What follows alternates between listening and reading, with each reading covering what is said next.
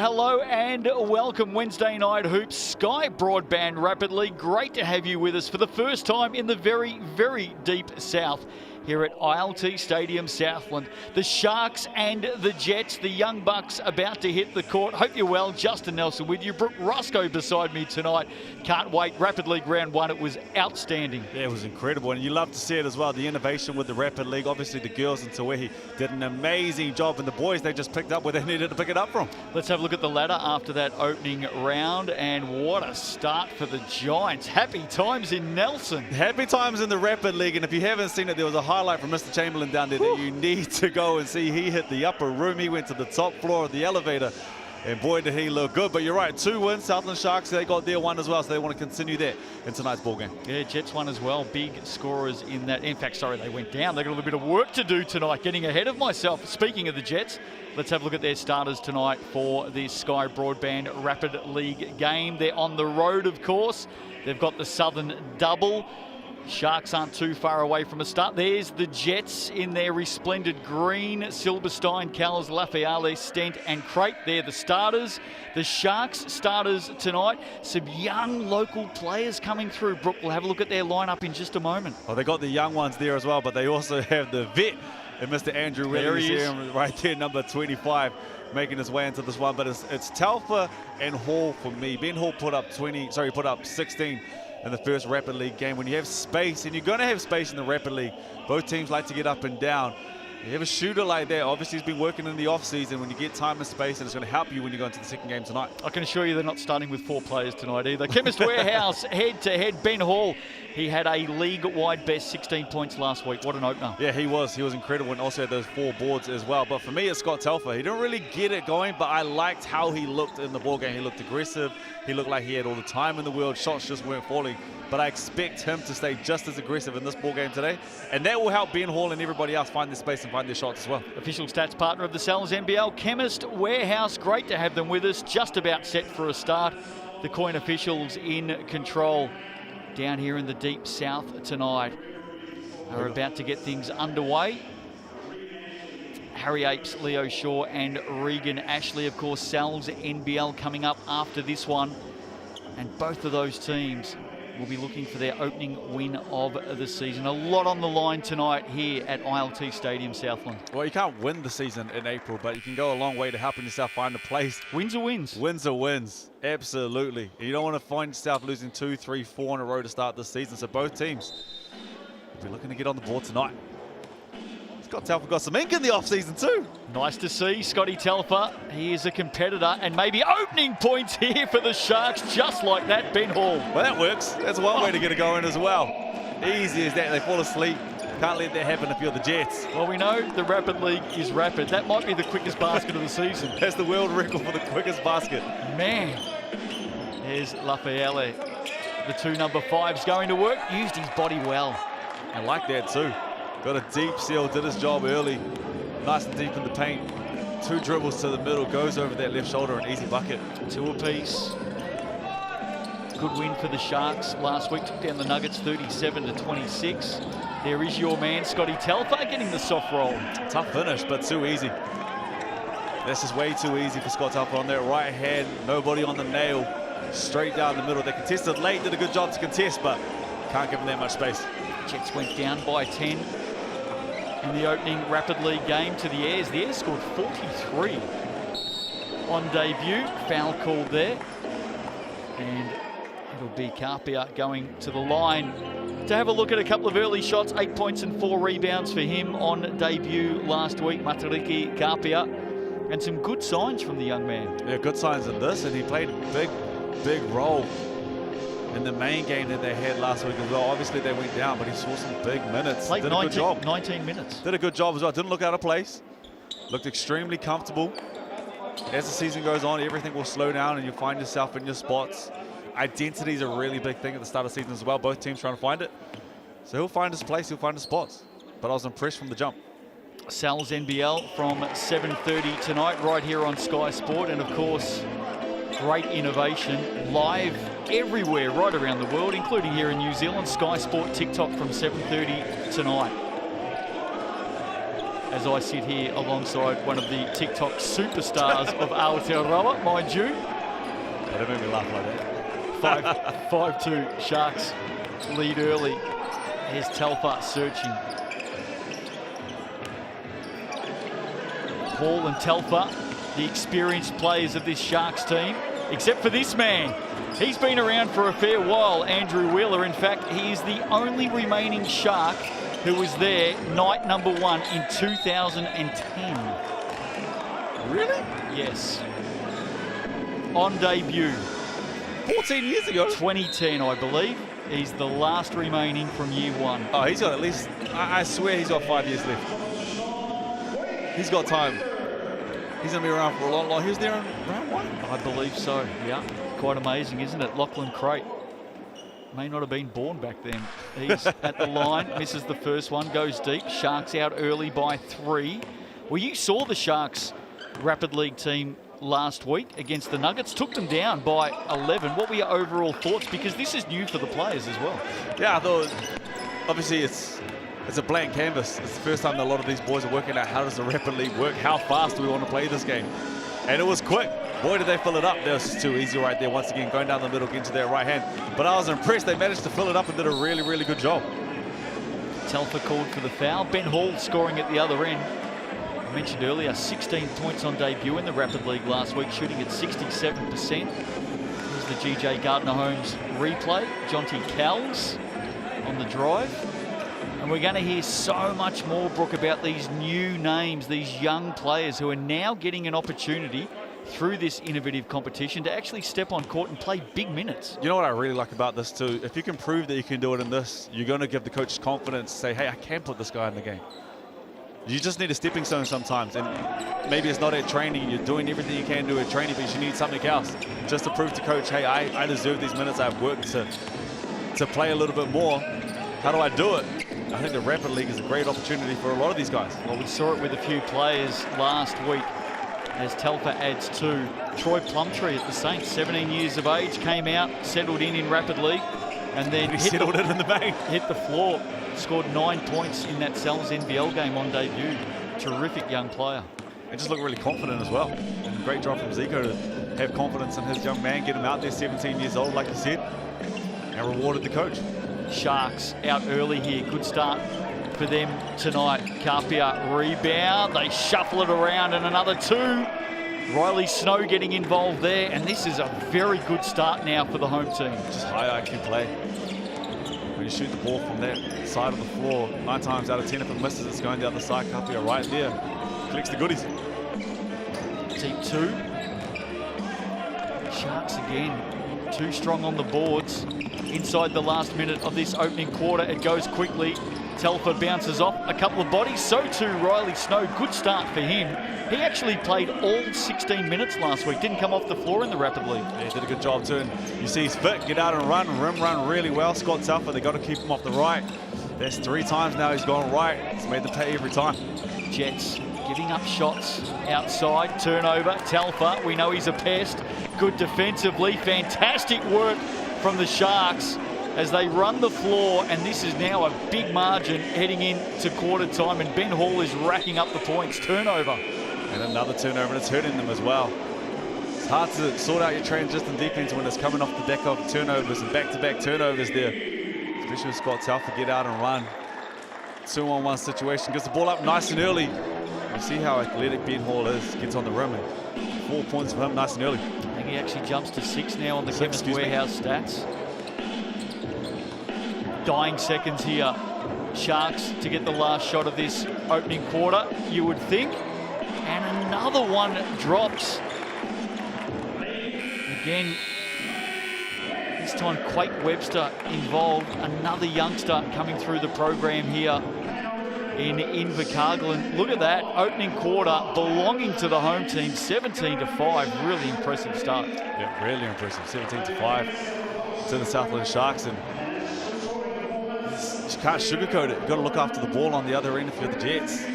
Turnovers kill them, they get out and run, and then you just have to keep them off their dominant hand. Scott Telfer 3 times, he's gone right. You just have to make it as basically simple as possible. Sky Broadband, of course, naming rights partner of the Rapid League. And look at this for an offer. First 3 months, $30 a month. Check it out at skybroadband.co.nz or call 0800 64 64 64. T's and C's apply. That's a great offer. Nothing's $30 these months. That's a bargain. Absolute bargain. Get onto it now, Sky Broadband. Does Sky know that this is happening? Are they aware of this? I haven't told them yet. Shh. Quarter time. Great start for the Sharks tonight. Speaking of great things in the Sal's NBL, we love this. The Sal's know this is happening? Oh, they know. The weekly special is the large pepperoni. It's my personal favourite. $30. There's the QR code. All the details you need. That's available until next Wednesday. They do not get bigger or better than the large pepperoni. I'll take my money. The garlic knots go down well too. What have the Jets got to do here, Brooks? Slow start for them, just 5 points on the board. It's on both ends. I'd like to pinpoint one thing on one end, but on the offensive end, they need to look after the ball. They actually need to get some shots up. And on the other end, they have to play better defense. Straight lines to the dominant hand for the majority of the Sharks players. So look after the ball, play better defense, and just chip away at this lead. Just 5 shots for the Jets in that opening quarter. The Sharks back the other way, 8 of 10. Yeah, and 8 of 10 at the rim. The shots they're taking are, as we see once again, it's in the paint. Misses that one, but it's a shot that you want. It's in the paint. A high percentage shots. Riley Snow with the miss at one end. Lafayette now, nowhere to go, surrounded. Finds a way, though, to kiss it off the glass for 2. Badly needed there for the Jets. I've worked it out. Go back to him. He's had the ball twice in the post. He's made them pay twice. Picks up the foul there, but does a good job of stealing nice and early. And you saw the double come. He was kind of in between the block, the double came, and then you can shoot it out to your shooters. But do you work nice and early and get it to him? GJ Gardner-Holmes replay.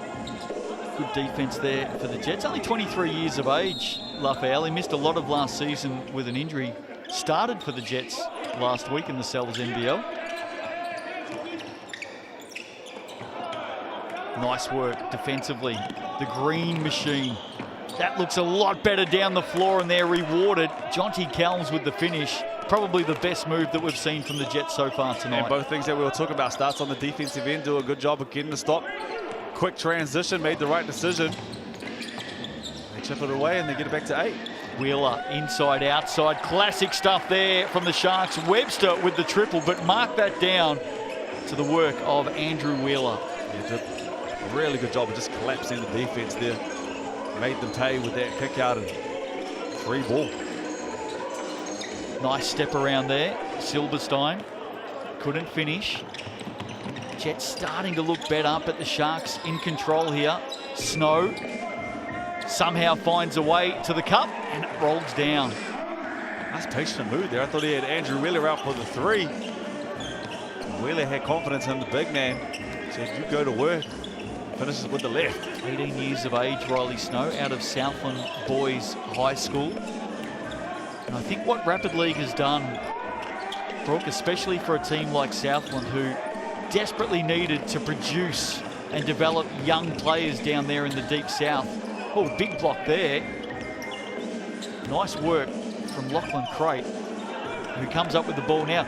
We're seeing, especially for a team like the Sharks, this opportunity to produce some young players locally important. And we see what they have done there too. Extremely, extremely exciting times for Southland and some of the players that they have coming through. But you're right, just another development. Chance to grow and continue to grow your game. In minutes, you put it down to what, oh, as Wheeler has the 3. Doesn't matter where you play the minutes and minutes, and you're learning from experience. That'll be on replay this week around the Shark Tank. Andrew Wheeler will be highlighting that one. 25-9 now. Just over 60 seconds to play in this opening half. What a start tonight by the Sharks. Richards did everything bar finish. He worked out how to score in this league. Rapid League has the Southland Sharks name all over it. They got 25 up already with just over 7 minutes played in this ball game. Well, I think the Giants put 48 on the Bulls. They might come and knocking tonight. As Wheeler gets hot, back-to-back buckets. Good leadership on the court to have somebody like Wheeler as well with these young players. He's enjoying himself, no question. Jets need something to drop. They turn it over again. It's becoming a problem. Webster did well. Wheeler now settles it down. Inside the last 30 seconds. Don't forget, same rules as the Sal's NBL. Both teams have access to 1 player timeout per half. The difference in Rapid League, though, no coach timeouts, nothing on the sidelines. It's all about the players. Foul goes down. Big basket for the Sharks. GJ Gardner-Holmes replay. Have a look at this. Bumping and grinding. Joseph Reefy got the points. And he's got the chance with the bonus. Just too easy once again. Wasn't much going right there. Rips through to the right hand. 30. They got 30. Yeah, that 50-piece might come and knock him. There's the player timeout right on cue with a couple of seconds to play in this opening half. Good use of it. The Sharks into their huddle. The Jets as well. The Jets get to advance the ball, of course, Brooke. Yeah, 2.5 still to go on this one, so they got a lot of time. And this is where it's good as well. If you are going to play, in the next game, you work out some of the cranks as well. And there's potential that you're going to be out here and you see it. Well, we saw teams in the Sal's NBL win games out of the player timeout last season. Got to get a shot up, though. That's one pass too many. Well, that's not the play that they're going to want to play in the next one. Definitely not. At halftime, it's all Sharks tonight. Shark Tank is alive for the first time in season 2024. Sal's NBL coming up a little bit later on. But we may be headed for a new high score in the Sky Broadband Rapid League. Currently sits at 48 with the Giants. How about this, though? 30 on the board for the Sharkies. Yeah, and 30 is amazing. And, 9 isn't the flashiest thing in the world. But one thing that I do like about the Rapid League is its development. And so you learn from your mistakes. And so, yes, that wasn't the cleanest and tidiest play that they could have ran in the last 2.5. Didn't even get a shot up. But you learn from your mistakes. It's a beautiful thing. Chemist Warehouse stats. Ben Hall leading the way. 6 points. Had 16 last week against the Nuggets.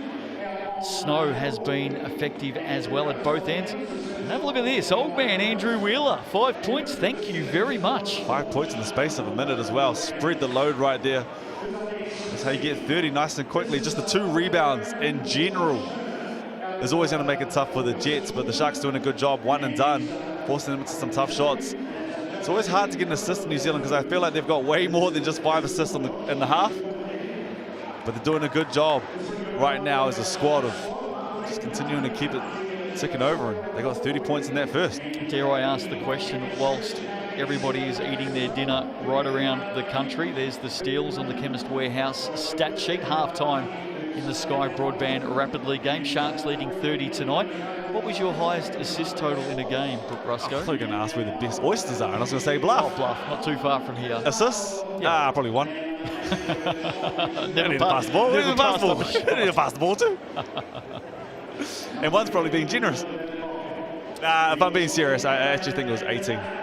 18? Yeah.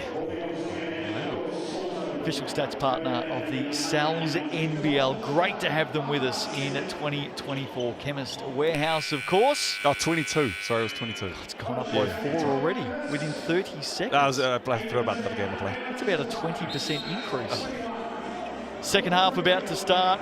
Opening half, of course, belonged to the Sharks. They lead this one 30-9. And it's a really balanced team, this. Can they get their second win of the season? Looking for a quick start here from Carpia. Passes out, shot clock ticking down. Bring in Scott Telfer. And they do a good job for 20 seconds. Did a good job of staying in front. The ball gets kicked out. They fall for the quick up fake. You better to contest late. No help. Inside, outside ball. Much better from the Jets. Lachlan Crate finishes from the arc. And they can get it done. It's going to be hard to chip away at this one, but they can fill it up. You just have to protect the ball. It gets stops down the other end. It starts like that. Carpia with the miss. Just felt like the Jets were giving up a few open looks in that opening half as well. And you just need to slow down as well. You see everything's just a little bit quick at the moment. No one's staying in position, staying in the corners. You see the good hands right there. Scott Telfer cleans it up. But just stay in the corners, give yourself space if you're the Jets. Ben Hall, crafty block at one end. Wheeler, oh, how about the fake? Selling the candy. Andrew Wheeler couldn't complete the job. And he'll come up with it again, gives up the shot. Telfer on the drive, loves contact. This time defense wins out. Well done, young Lachlan Crate. Yeah, I thought Wheeler had an opportunity to let one go. As Stent puts up the three, a little deep on that bad boy. Wheeler had the chance to put that up, but unselfish, he's a PG. Finds a scorer, and they do a good job of closing that defensive out. Here's the replay. There's the foul underneath the basket. Little push in the back there. Quake Webster. Also good to see the assistant coaches in action here across the Rapid League. We're seeing it with most of the teams in the competition. Good opportunity for the coach development as well. Yeah, absolutely. I know the Coin officials are doing something similar as well. Young officials are getting an opportunity up and down the country in this competition. It's ticking every box. Rapid League, obviously a massive success in that first round. I'm excited to see who takes it out this year, to be honest with you. Well, Sharks are looking all right at the moment. Oh, big block. Jackson Stent, I think it was, getting up. In fact, it was Luca Richards. Just a lazy round the back. Andrew Wheeler finishes off the good work. And Lachlan from Crate Scotty Telfer. Turns the ball over, but it's the one thing that you hate as a coach, just put his head down, didn't get back in transition defense. Actually ran over to the Southland Sharks bench, so we see that 3 fall. It's just one of those ones for young hoopers. Turn the ball over, you just get straight back on defense. Much better shot there from Jackson Stent. 34-15. 1:22 left to play in this third quarter. Stent had it, lost it, stripped away. Good block. Lachlan Crate called for the foul. Looked pretty clean on Carpia. Crate had a big block in that first half, of course. That time maybe some contact. And Carpia will head to the line. They did a good job of reading that transition defense. Pick which way Stent was going. Said cookies. Got to the rim, and you're right, it looked clean from the angle that we saw, but ref saw something different, gets to the line, and even the shot looks good. Misses that free throw, but the technique looks good every time. Matariki Kapia, 22 years of age, out of the Hutt Valley actually, spent a couple of years at Bakersfield Junior College. 5 points on debut in the Sal's NBL last week. Yeah, he had the 5, but I was more impressed with just how comfortable he looked. Didn't look out of place. Played his role. 5 points. Great to have the 5 points as well, but just impressed with how comfortable he was in that first game. Margin sits at 20. A lot of work ahead for the team in green. All eyes on the Sharks. Can they score a new league high? 48 the target they're chasing down. Prize money, of course, up for grabs in the Sky Broadband Rapid League for these teams as well. So they are playing I'll for be something. hustling back on every turnover. There's prize money on it. And let's not forget, all points scored for and against get added to the Sal's NBL ladder. Which is extremely, extremely important for later on in the season. As the back door and finish at the rim. Lachlan Crate getting up big. Highlight there for the Jets. Plenty of viewers joining us tonight from Palmerston North as well. Hope you're all well. They've got a massive fan base up there in Palmerston North. Oh, look out. Jackson Stent. Back-to-back triples for him. A couple of threes and they get this bad boy back to 15. Certainly tough. 4 and some change. Try and come back and win this game. They need to protect the ball. Turnovers killing them, but seen a much better third quarter than we did in the first. You spent some time, of course, at Palmerston North in your playing days. Rabid fans. Good people as well. Love their basketball. I say rabid in a positive way, by the way. And when you get winning, they come a rocking too. Jackson Stent, don't tell me. No, couldn't convert his third triple of the quarter, but he is starting to heat up and now involved defensively, three-quarter time. Bit of a fight back here from the Jets. They win the quarter 11-5, but it's still the Sharks out by 15. Yeah, and I know they missed that 3 there, big miss. Had they looked at the hour after, I felt like you cut that down to Down to 12 to go on the fourth. You ride the momentum. If you come back and get a couple of stops and hit a couple of threes, all of a sudden it's back to a 7-point, 6-point ball game. And then anything can happen with 3 minutes to go. So Southland Sharks got lucky on that one. But a nice big 15-point lead. You got to be happy with that. All the stats, of course, with thanks to Chemist Warehouse. Leading the way, Andrew Wheeler has 7 points for the Sharks. Some news ahead of tonight's Sal's NBL game. Troy Baxter Jr. set to debut for the Jets. New colours for him. Of course, he starred for the Canterbury Rams last season all the way through to a championship. He'll be playing tonight the Tallahassee Tomahawk. That's right. What a nickname. If you haven't seen him play, you'll see why he has that nickname. I dubbed him as the most athletic man in the league last year. Colin Davidson might have something to say about that. It's a battle at the rim that I would love to see, but huge pickup for the Jets. Provides that athleticism at the rim. Defensively can get it done. Stupidly athletic, and it's his first chance to shine in the green tonight. You might notice that Ben Hall has a big patch underneath his left eye. Wearing number 5 for the Sharks. You'll pick it up now that I've mentioned it. There he is playing defense. Well, he's had an accident during the week, Ben Hall. At training, he ran straight into a Callum McRae elbow. I already knew it. Here he is defensively against Taufele, and he's actually committed the foul there. 5 stitches. Thank you very much. Well, he's done pretty well only get 5. Oh, that's an elbow I'd rather not run into. Callum McRae's elbow, by the way. Just on screen, bottom left. Yeah, there he is walking into the state. Apparently the elbow's fine, by the way. I bet it is. I bet it is. And he gets to play his hometown tonight as well. Yes. Palmerston North boy. Guy Malloy, coach of the Sharks. You can see him down in the corner there wearing the suit tonight. Very resplendent. Yeah, nice.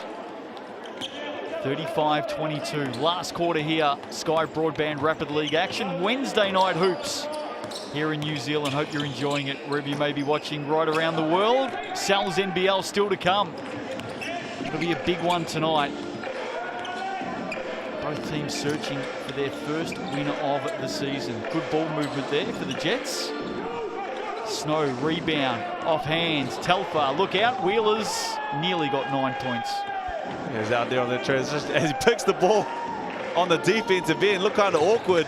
Ben Hall tidies it up and gets to the rim. And that just might about do it with 3 minutes to go in this ball game. They've had a couple opportunities, the Jets, to get back into this. Had some looks that I think they'd be happy with. Lachlan Craig gets up that 3 and they crash the boards. Might be a little bit too late now, but much, much better second half than we saw in the first. Chauncey Cowell's missing from long range as well. And the Sharks just slow this one down. Huge second quarter for them. In fact, huge start. 17-5 opening quarter. Got them on the way. Taufele. Much better defense there too. No, he's strong with the right, trying to get to that right every time, so force him back left, pushed him all the way, basically out of bounds. He made that shot tough. Should say Simon Raphael, not Taufele, coach of the Jets. He'd probably wish he was still out there. He was a good player in the day, Manawatū. Very good. Hutt Valley as well. Championships there. Nice basket, Simon Raphael. He has 8 in the game now, so he's led the way for the Jets tonight. Good to see him back out on court after an injury interrupted 2023. And another 2 for Ben Hall. Just too easy, fell asleep. Was looking at the big man going to work. Ben Hall saw his man, shut his eyes for a second, cut to the rim, and an easy bucket at the rim. Eyes lighting up for the Sharks at the moment. 15 to the good. Ben Hall stepping back. A couple of threes last week in Rapid League. That one well short. Let that bad boy go, but there's big right on the rim. Was wide open. Just made a bucket. Feeling good. This is going to end up being a nice win and a good start to the season in this brand new format, Rapid League, for the Sharks. 11-point winners last week. And right now they're headed to victory by some sort of margin. Had that chance of 50 as well. Really slowed it down here in this second half. They're 27 at the half. There's only 12 so far in this second half. Chemist Warehouse stats, 8 turnovers for the Jets. That has hurt them badly. Sharks have scored 12 points off those turnovers. Sharks have also scored 28 in the paint. Crate for three, short, Snow, another rebound. Getting the looks that they want now, though, in the second half of the Jets. And you're right, those 8 turnovers, that just killed them in the first. 6th rebound of the game for Riley Snow. Telfer adds another 2. He moves to 8 points. Ben Hall leading the way with 10. Long look from Lachlan Crate. Last minute of the game tonight in the Sky Broadband Rapid League. Webster pulls up the dribble. Wheeler wanted to go inside to Snow. Hall now feeds him. Spins back to the basket. Oh, nice little pass. Soft touch there. Quake Webster finishes it off. They're really good passes. Right spot, right place, right time. Raphael again using his strength underneath. He goes into double digits as well. 10 for him. There must be a door open. That's the 3rd air ball here today. Telfer does well to win it back though. Don't forget, every basket counts with the way the ladder sets up now in the Rapid League and the NZNBL. So they'll be looking to score here, the Sharks. Wheeler searching, pulls it up. Telfer now turns the corner, up high off the glass. Can't put it down, and that might do us tonight. So the Sharks get the win, Brooke, 43-26. Impressive. They're very impressive. Did a great job in that first. Scott Telfer and Ben Hall, they really set the pace and set the scene for this one. Just a little bit too easy. They'll get to the right every time, getting to the rim. The shots that they were getting, high percentage, 8 of 10. At one point in a big, big win for the Southland Sharks. Put up 43 tonight. Dominated the Chemist Warehouse stat sheet as well. The Sharks, it all fell their way. Started with a 17-point opening quarter. They had 30 points by half-time. And that's their 2nd win of the season in the Rapid League. Chemist Warehouse stats leading the way. Let's have a look at it. Steals first. Scotty Telfer all over it. I love it. We started on the defensive end. Have to highlight that Ben Hall and Scott Telfer, though, once again at the top for them. Had 16 in the first game, Ben Hall, and had a couple chances that really could have pushed that out to a 14, 16-point game for themselves individually. But spread the load right there once again. Everybody getting involved. Even Scott Telfer had, my main man Andrew Wheeler had 7 points tonight. Simon Lafayette leading the way for the Jets. Young Dov Silverstone had 5 rebounds. Riley Snow impressive off the boards. Ben Hall had 5 as well.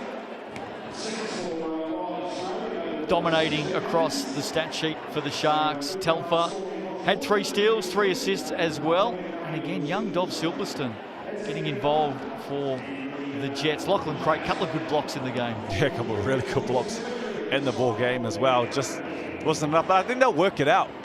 Obviously, the Jets' young team, really, really young team. Basic things that are killing them at the moment. Turnovers on the defensive end. It's just got to keep them off the strong hand. Have someone in the nail, let them see bodies, be loud, show a presence. It was a little bit too easy at points there for Scott Telfer and Ben Hall. Quick fire game, of course it is in the Rapid League. 43-26 win for the Sharks. We're looking ahead. NZNBL not too far away. Both teams looking for an opening win of the season. First time in the Deep South in 2024, and that is what is coming up. Sharks and the Jets right here on Sky Sport. And of course, you can also join us on Sky Sport TikTok. Right now though, stick around because we're going to go back to 2023 when the Sharks and the Jets matched up a couple of times. Hello, Liam Judd. I've got to tell you, there's some real highlights as well. It's going to be a lot of fun. That's coming up after the break. Don't go away, and we'll see you back here at ILT Stadium, Southland, very soon.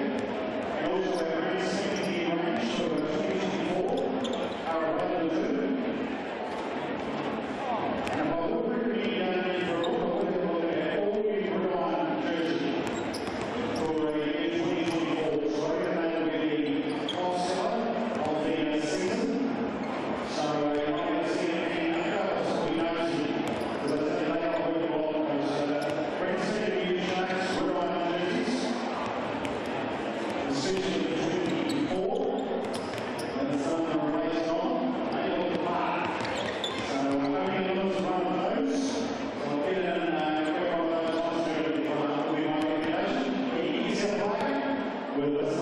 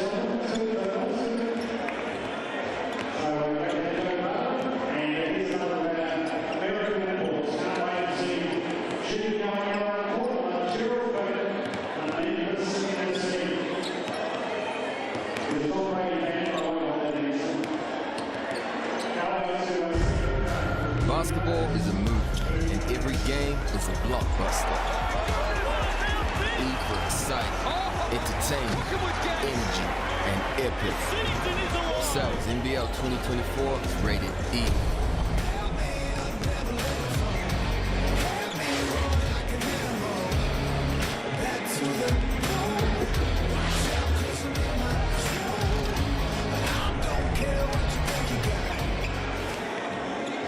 Kia ora, hello and welcome to the Deep South for the first time in season 2024 Sal's NBL action Wednesday night. Great to have you with us, and two teams searching for an opening win this season. Justin Nelson with you, Brooke Rusco right alongside me, and I cannot wait for the action to start tonight. You're right though, both teams are searching for a win tonight, and both teams, you don't desperately need a win, but it goes a long way to helping you a little bit later on in the season. And sometimes you're scratching and you're clawing to get a win at the end of the year, and you think, okay, let a couple of those ones go at the start of the year. You want to get these ones nice and early.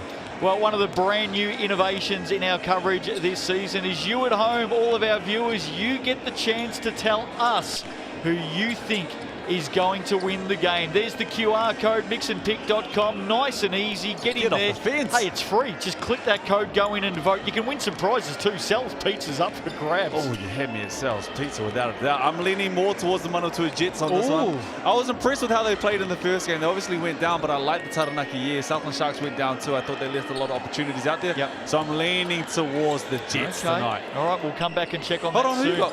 Well, I'm going to Sharks, Okay, and so are the just need to viewers know. at the moment. Just need to know. There's the Sal's NBL ladder as it sits after round one. And look at that. You Dogs up on top. Congratulations to the Fi.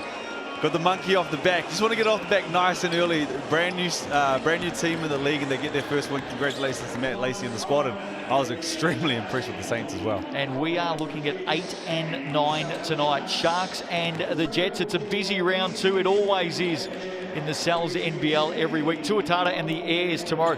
That is a big game for the Aucklanders because seriously, they stunk it up last week. Yeah, that's one way to put it. For me, it's the blockbuster game of the round. I love the Taranaki Years. I think they're the dark horse, and I don't think they should be the dark horse to go and win this bad boy, but both teams have a wealth of experience and talent to be displayed tomorrow night. Well, let's have a look at the Jet starters in this one, and there is one big in. Troy Baxter Jr., the Tallahassee Tomahawk, is back. Of course, won a championship with the Rams last season. He is now in green. You ain't lie. Great to have him if you're a part of this Jet squad and the organisation. The experience he has, coming off the championship last year, he can get out and fly, he can run. I'm excited to see what he does with the squad this year. Downside, no Jasper Rentoy, sadly out for the season with a patella tendon injury. Natu Tofele is the coach of the Jets. Well, let's have a chat with him now. Invercargill, good challenge up against the Sharks. Tell us how the week's gone and how you're looking forward to the challenge tonight. Well, the week's gone really well. We've got Troy Baxter Jr. on deck, so we're really pleased about that, especially after losing Jasper Rentoy. However, you know, we come down here, it's a raucous crowd, it's really loud, it's hard to coach, it's hard to play here, so I guess, you know, it's going to be challenging.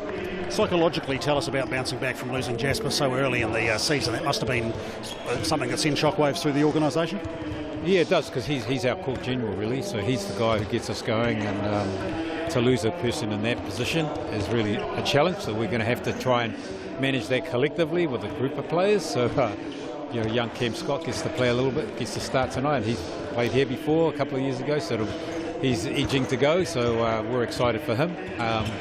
But again, you know, we're quite anxious because, you know, both teams haven't won a game, so we're, you know, out of it. At the end of the evening, one team will have won and one would have lost too, so hope that's not us. Wish you well, mate. Go well.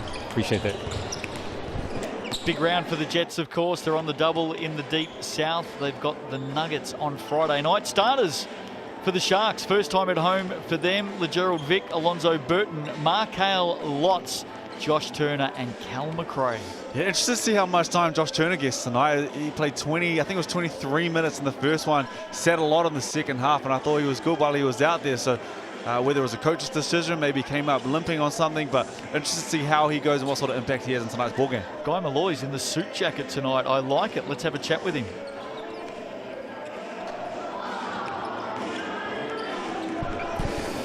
Well, Guy, one sort of got away from you last weekend. Tell us how the week's gone in preparation for this one. Yeah, week's been pretty good. I think we've improved some areas that we needed to patch up quickly as the group has sort of trying to get its chemistry and understanding together, particularly defensively at the moment. So, yeah, we need to improve, though, in some areas pretty quickly. There was enough there, though, and particularly in terms of that second half fight back up there in Dunedin, I guess, to give you some good building block. He switched on. Wish you well, mate. All the best. Yeah, thanks, mate. Official stats partner of season 2024, Chemist Warehouse. And that means right now, let's have a look at the Chemist Warehouse head-to-head for tonight's game. Liam Judd actually had a 22-point debut on this court last season. Top scorer for the Jets last week. Yes, he's going to be comfortable down here as well. And played 38 minutes last week as well, so he's going to be a big contributor to this team. But you can't go past those 24 rebounds. And Tyrell Harrison, there's an asterisk next to him, which is how long can they keep him? He's playing the 4 games, but you want him to play for more. Can they keep him for a little bit longer? On the other side, Josh Turner, already talked about him. He was the leading scorer and he played 23 minutes, but Markel Lotz played 42. So I'm excited to see who plays up and who shows up tonight. Well, Josh Turner, all the way from Georgia, the 32-year-old point guard. Let's find out a little bit more about him now.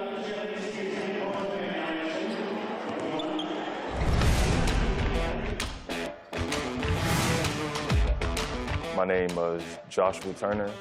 I went to Arbondale High School in Florida. It's about 20 minutes from Orlando. And I played a point guard. And it's my first year as a Shark. I consider myself a bigger guard, a bigger point guard. I can play.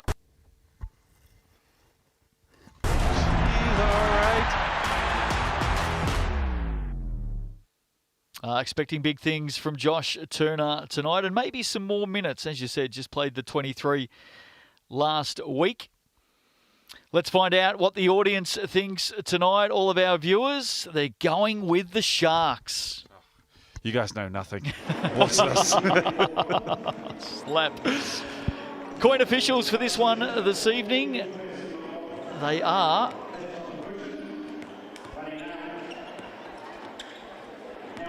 Regan Ashley, Harry Apes and Sam Pan. See you at 7:30. Thank you.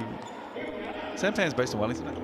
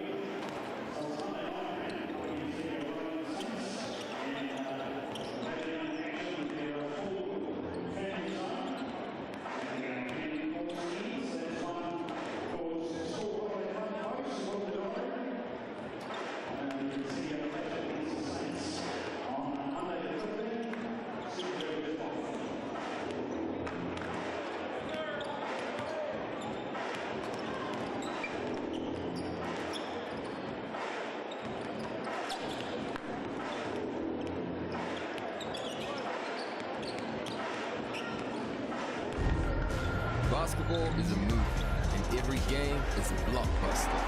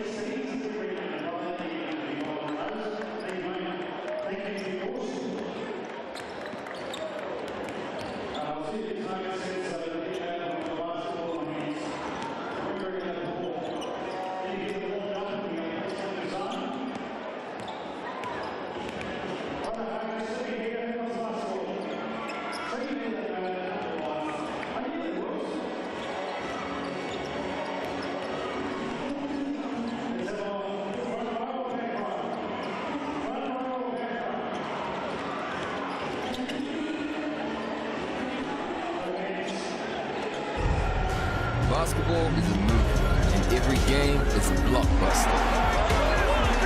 E for excitement, entertainment, energy, and epic.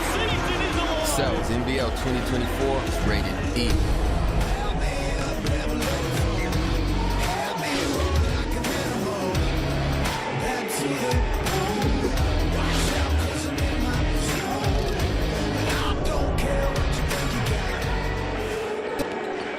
Kia ora, hello and welcome. Great to have you with us deep south on a Wednesday night. First time in the Shark Tank for season 2024. And two teams desperate for a win after losses last week. The Sharks and the Jets coming your way. Hope you're well. Justin Nelson with you. Brooke Rusco right here with me as well. And I think tonight is going to be an absolute epic. Yeah, you're not lying either. Both teams need a win. Well, I don't know if need a win is necessarily the right word, but you can go a long way to helping yourself further down the track. You can't lose the chip just yet, but you can go a long way to helping yourself get in the run. And you know, when you get to the end of the season, you're fighting, you're scrapping, you're clawing for wins, you think to yourself, I let a few of those go. They all count. You want to count these ones tonight and get a dub. One of the great new innovations this season is your chance at home or wherever you may be watching.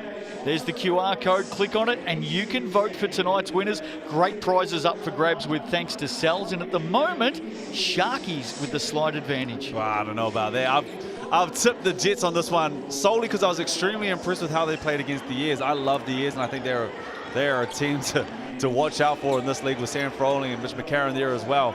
And I really like how they played. They went down, but I've got the Jets to win this one tonight. Well, let's have a look at the ladder as it sits after the opening round, and look at that, new kids on the block. Congratulations, Coach Lacey and the Fire, and they did a really good job. They won by 21 against the Hawks.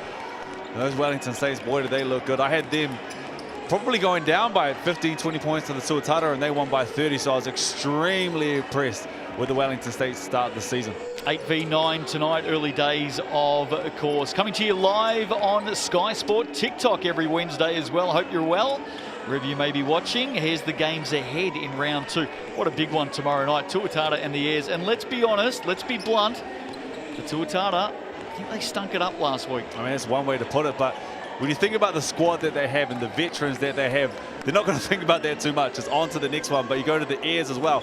Both teams with a wealth of experience, a wealth of knowledge. Tomorrow night's game is going to be a blockbuster, and for me, the blockbuster game of the round. So I'm looking forward to tomorrow night. Fire and Tuatara also playing this round. Bulls and Rams, Hawks and Sharks. They're the two Sunday games, so a lot coming up over the next few days. Jets, this is how they start tonight, and there is a big in. Look at that, number one, the Tallahassee Tomahawk himself, Troy Baxter Jr., in new colours. You ain't tell a word or a lie. Great to have him back. If you ever seen him play, the reason that he has that nickname is because he lives at the rim, and I think he's going to have more of an offensive role with the squad, so excited to see how he plays and what his role is on the Jets this year. But Tyrell Harrison, 24 boards in their first game. He was huge.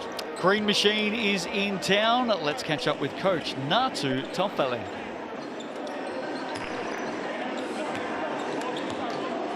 Well, Natu, welcome to Invercargill. Good challenge up against the Sharks. Tell us how the week's gone and how you're looking forward to the challenge tonight. Well, the week's gone really well. We've got Troy Baxter Jr. on deck, so we're really pleased about that, especially after losing Jesper Rentui. However, you know, we come down here, it's a raucous crowd, it's really loud, it's hard to coach, it's hard to play here, so I guess, you know, it's going to be challenging. Psychologically, tell us about bouncing back from losing Jasper so early in the season. That must have been something that sent shockwaves through the organisation.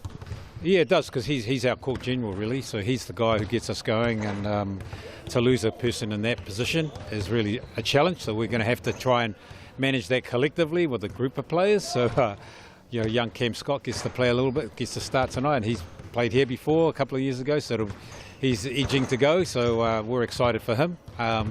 But again, we're quite anxious because both teams haven't won a game, so we're at the end of the evening, one team will have won and one would have lost two. So hope that's not us. Wish you well, mate. Go well. Appreciate that. I like his maths there. Someone's always got to go. He's right. Worked it out well. Well, the Sharks are on their home deck for the first time. Of course, missed the playoffs the last couple of seasons. It's a very proud team, though. Very proud club. They've had a lot of success over the years. Let's have a look at their starters tonight.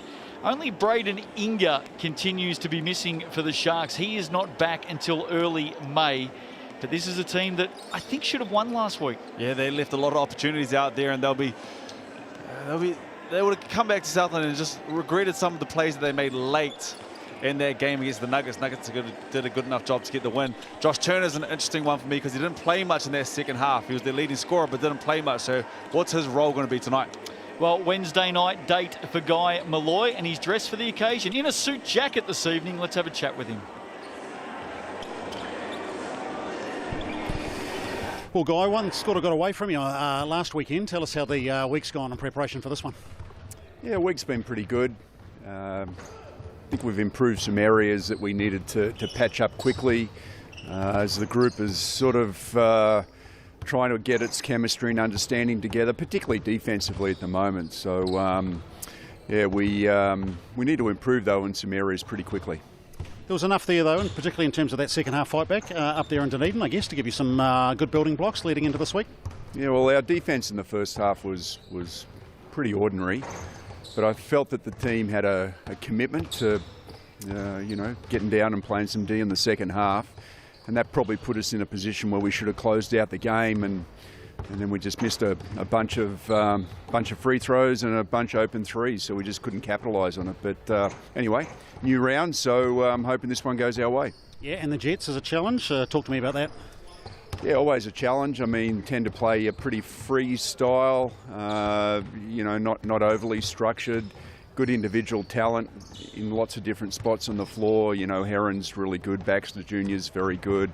Obviously having Big Tyrell is a challenge for us as well. So, and some of their local kids are athletes and can shoot the ball. So, we'll need to be pretty switched on. Wish you well, mate. All the best. Yeah, thanks, mate. Quick look at the Chemist Warehouse head-to-head for this one. There's some opening stats. Only one round, of course, down so far. Josh Turner, 16 points. He's the new point guard for the Sharks. Let's have a chat with him.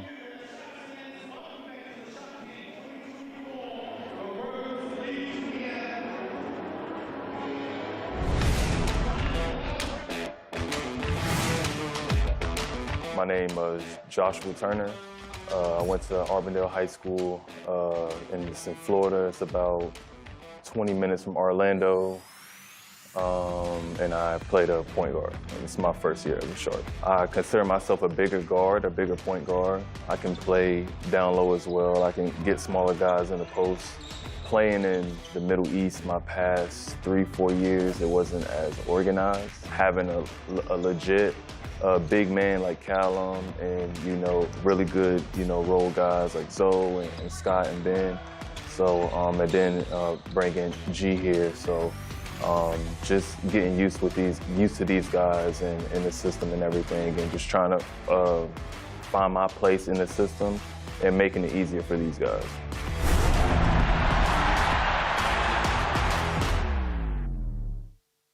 There he is, Josh Turner. Only played the 23 minutes last week. I think we'll see a bit more of him tonight. Rightio, poll result. I love this new innovation.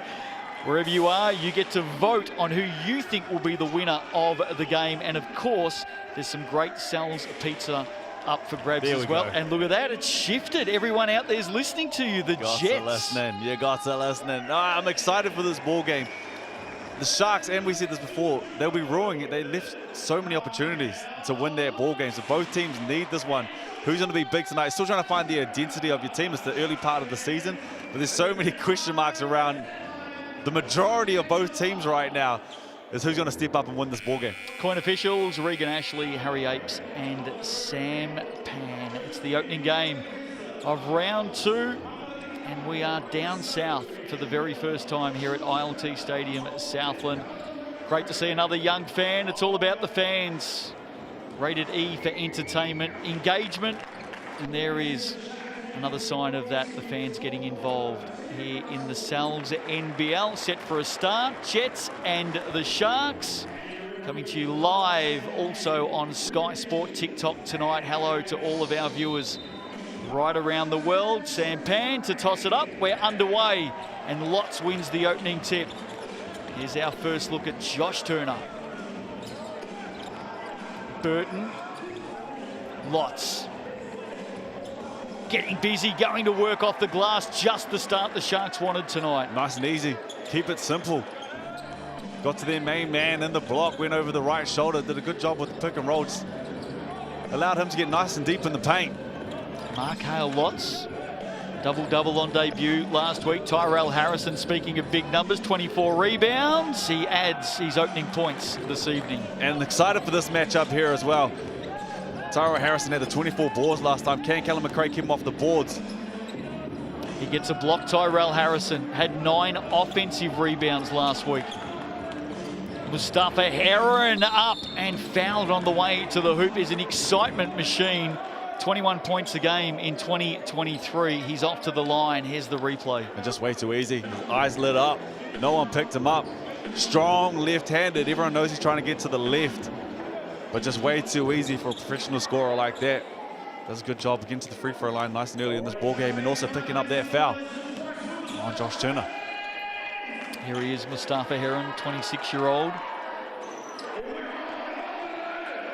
Shot 6 of 25 against the Airs. So he certainly had a lot of looks.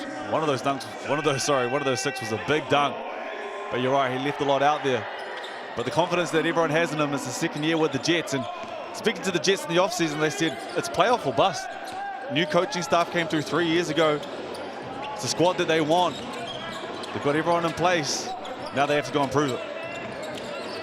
Here's Lots again, wanting to get inside. A lot of contact there with Baxter Jr. No whistle. Jets come up with it. Mustafa Heron, fancy footwork, great handles. Another whistle. He's back to the line. And more importantly, that's the second one there on Josh Turner. Does a good job of getting into the middle of the paint, rocking with it, and picks up back-to-back fouls on number 31. In fact, I think the Gerald Vick might have been called for the first one, yeah. So 1 apiece for 2 of the Sharks imports. Heron's 1 of 2 from the line at the moment. That one rolls out. So he's 1 of 3, but from what we've seen in the opening 75 seconds, Mustafa Heron has come to town on a mission. And it starts on the defensive end. They get the block. They find him straight away. He gets out and runs. They get a stop down the other end and get out and run as well. So look on defensive transition. The Sharks team has to be locked in. Jets, early lead. Burton, been around the traps for a while now. Turner from deep, that one just short. Good flick off the ring by Lots, keeps it alive for the Sharks. And we'll like the look that they get as well. Turner with that wide open 3. Those are looks they'll take.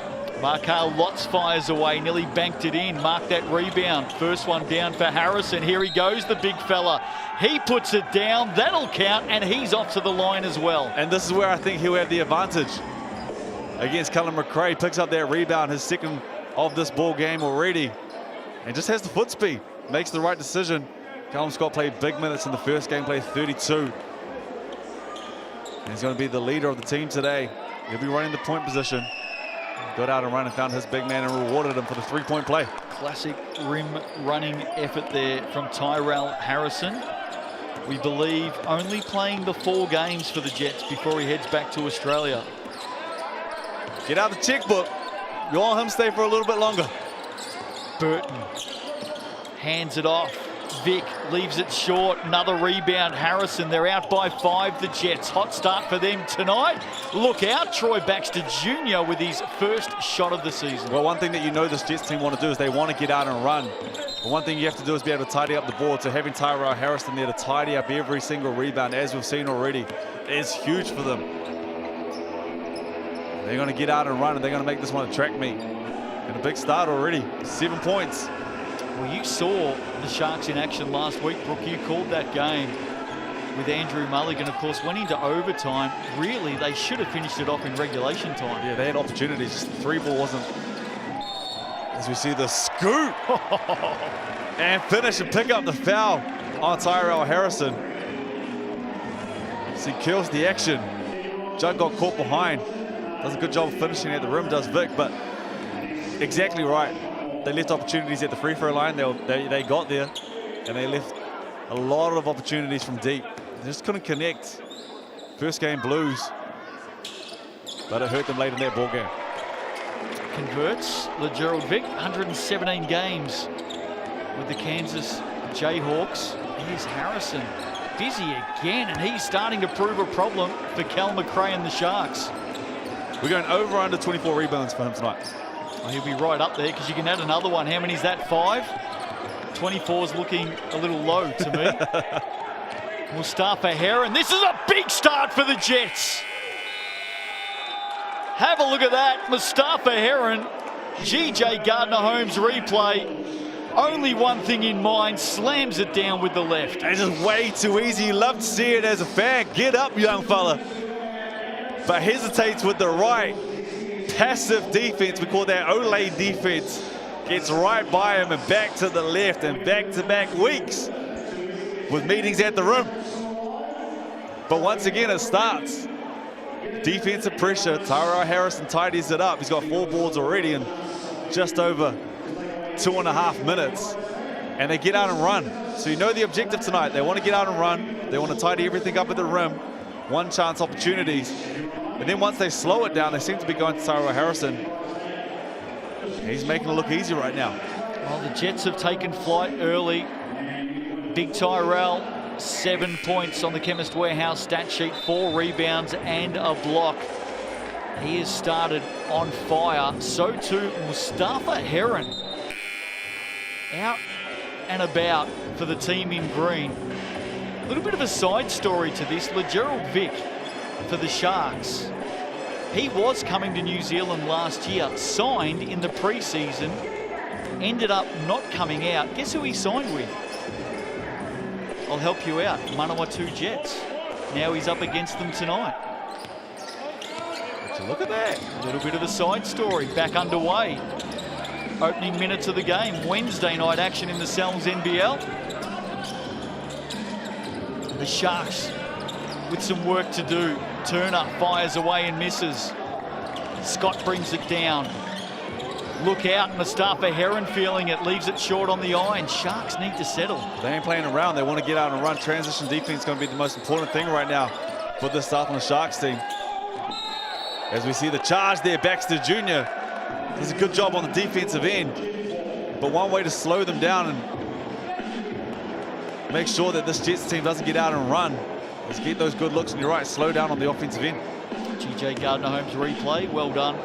Defensively, Troy Baxter Jr., who's going to play a different role this season because, believe it or not, in that championship-winning Canterbury Rams team, he was basically the 6th man. They had a squad. They had a squad down there, and Corey Webster came on late into the team. We know exactly what he can do. But what I really liked about him potentially, as you see, kind of be that 6th role, is he accepted it.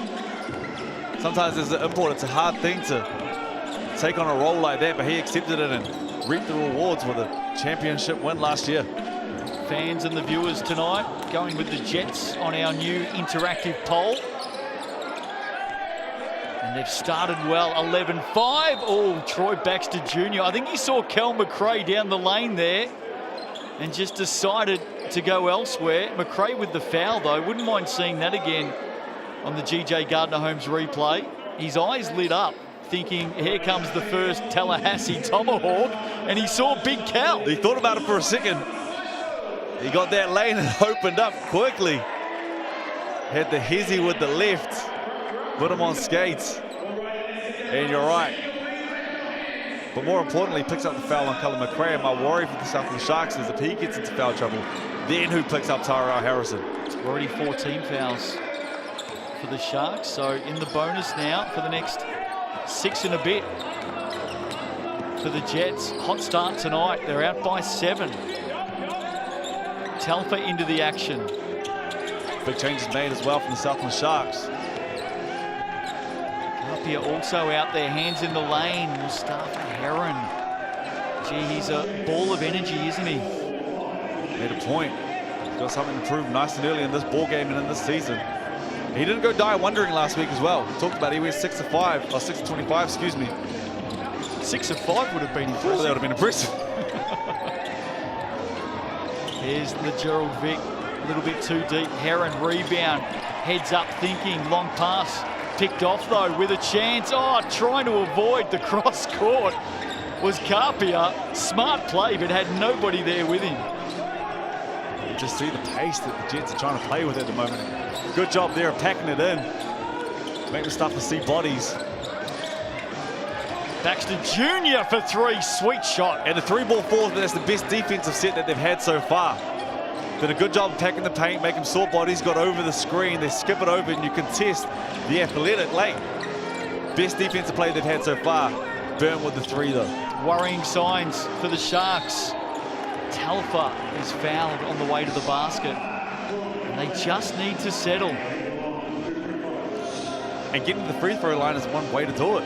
Slows everything down, gives you a chance to set up. As Scott Telfer got through the traffic, but it gives you a chance to set up your defense down on the other end. What are we in? Who's picking up who? Slows everything down, and it doesn't allow the Jets to get out and run. Chemist Warehouse stats, Sharks shooting 2 of 10, Jets 5 of 7. Rebound count in favour of the Jets, 7-3. All the stats, of course, in 2024, brought to you with thanks to Chemist Warehouse. We'll have one more here. Knew it too, bit on the bite. Slightly early there from Heron. What did this Jets team do in the offseason? Because they got out and running. They must have been on the pavement because they are looking fit.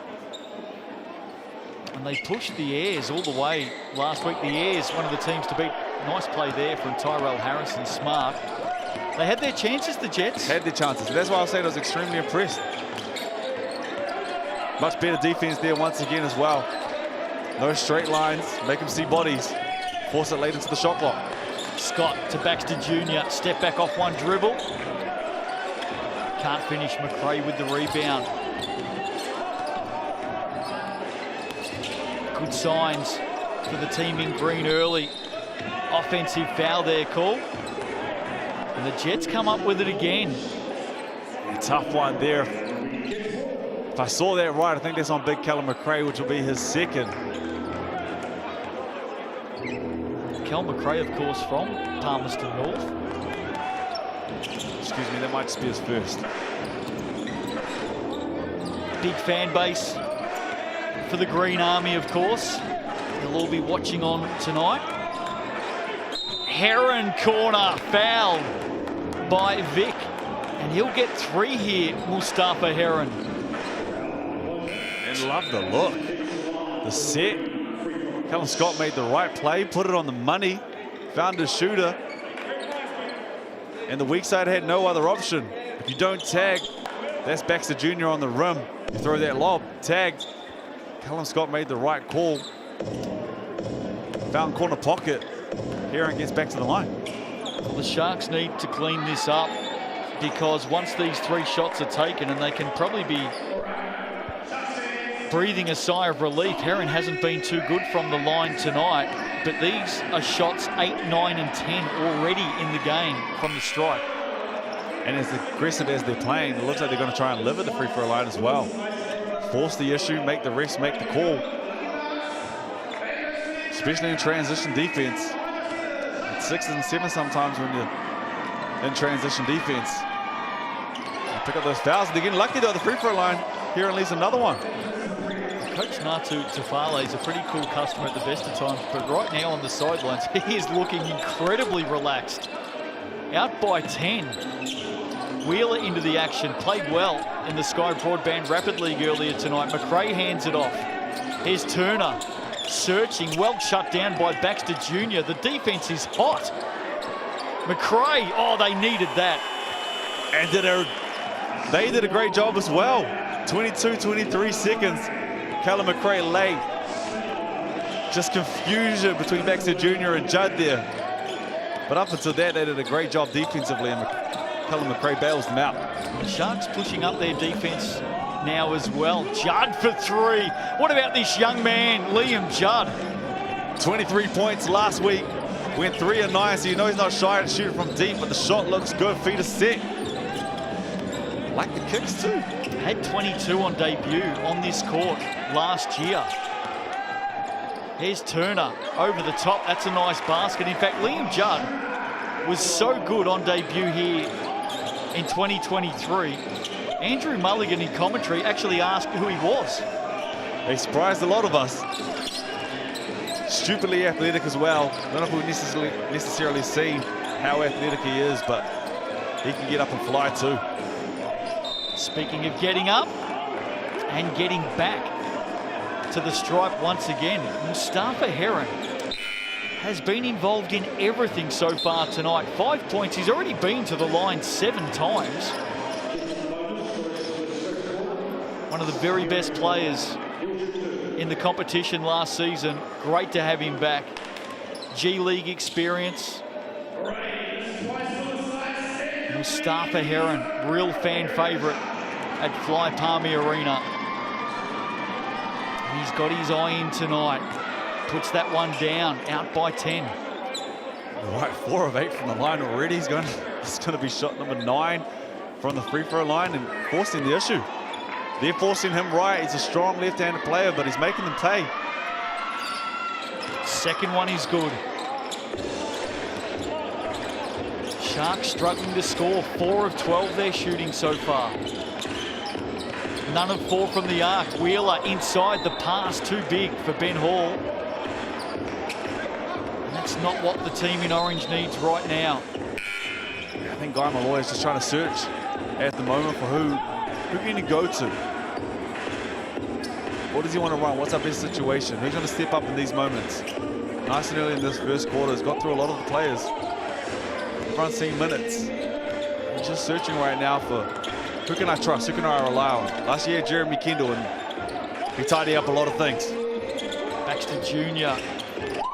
Campbell Scott heard the scream from Baxter Jr. Wasn't too far away. Lots, big rebound. Need to see more of him. You know, I've been impressed right now by Campbell Scott, excuse me.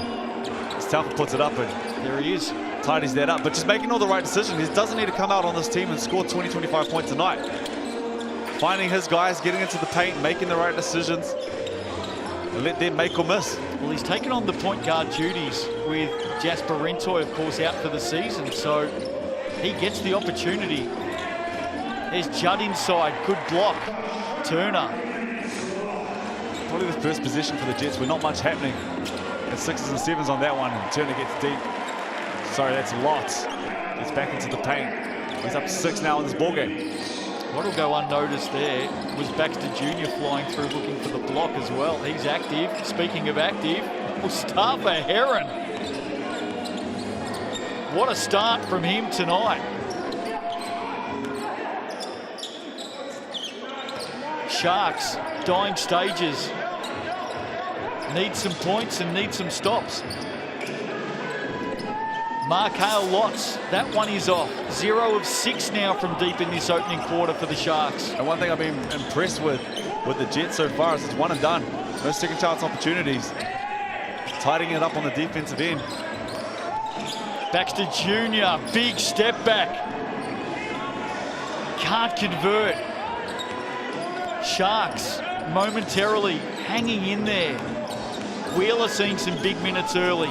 The 36-year-old Lotz is bumped off it by Lafelle. And he'll head to the line. Lost to that last week as well. Got to that post position. Didn't muck around. Quick move. Did it a couple times, ripped baseline to that left, and got to the free throw line as well. It's the free throw line that hurt them against the Nuggets, but very similar move. Quick rip, going left, shows off that explosiveness and gets back to the line. Oh, dare I say it, pardon the pun, they need lots from him tonight. And who's going to be their scorer as well? Hope you're enjoying all of the action. Great to have our new audience with us as well on Sky Sport TikTok. New innovation this season every Wednesday night. You want to do a dance? You got a TikTok dance you can do for us? I think you're the TikTok expert. Fantastic to have all of our viewers across the world. Got a bit of an update on TikTok as well coming up shortly, so stick with me. Yeah, no, I've got some big news, really exciting news. Here's Judd to Scott, playing facilitator tonight. Speaking of facilitating, Liam Judd. Oh, how about that? And the exact same play that they played with Troy Baxter Jr., except he slipped on that one. That time they went and ran a flare screen for Liam Judd. And he knocked it down. That was a pretty play. Lots responds for the Sharks. I think the Sharks are lucky to be within 10. If I'm brutally honest, it's been all the Jets. Chance here, young Lachlan Crate. And that'll do us. Opening 10. How about the team in green? Look good. I'm impressed with that first 10. Tidied everything up. Got busy and they ran a bit too. I feel like they like you said, could be up more than 10, but good first quarter. One down, Jets out by 10. Sharks with some work ahead. Quick break, second quarter on the other side.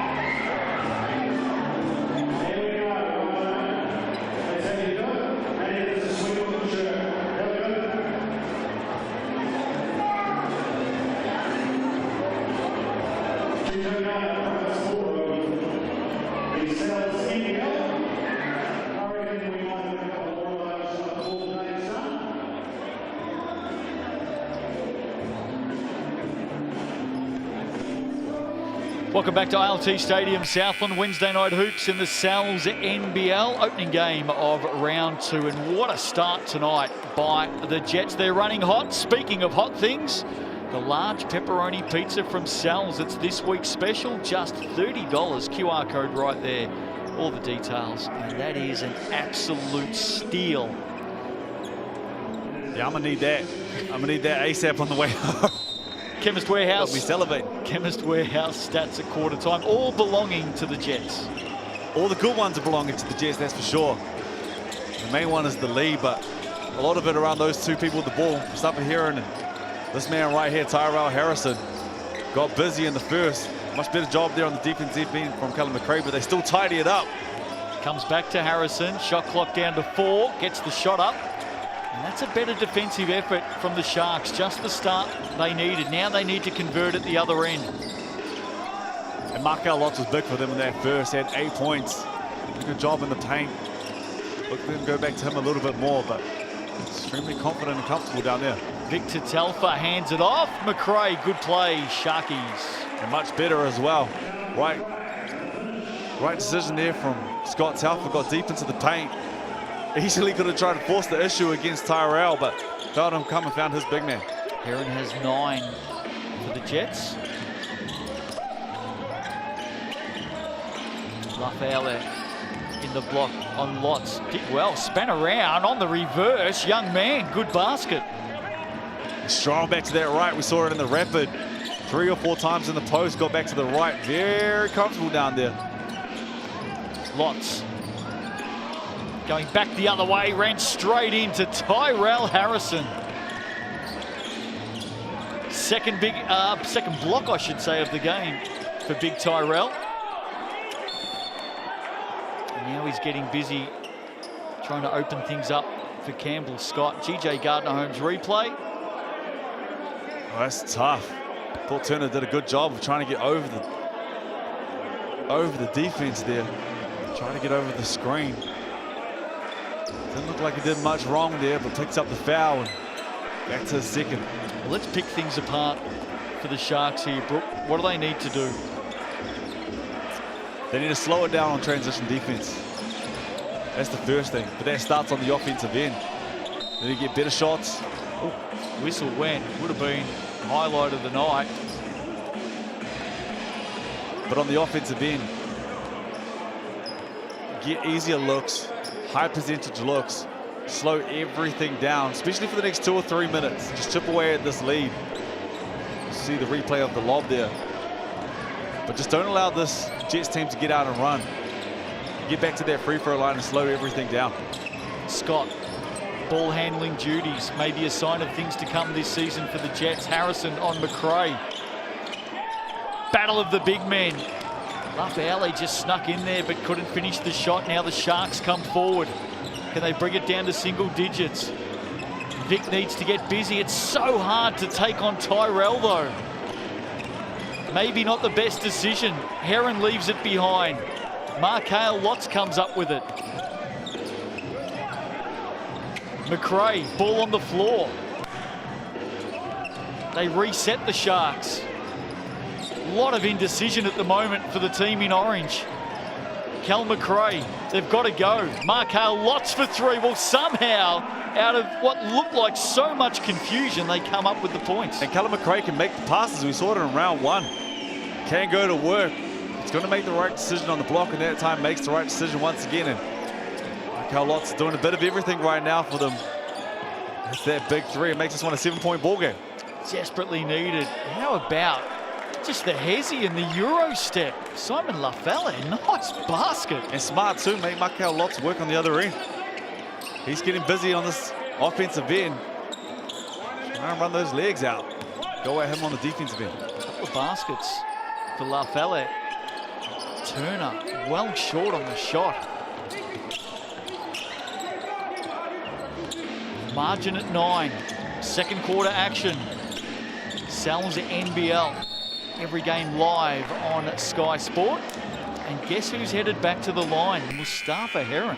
No surprise there, but I feel like Southland's done a good job of just weathering the storm.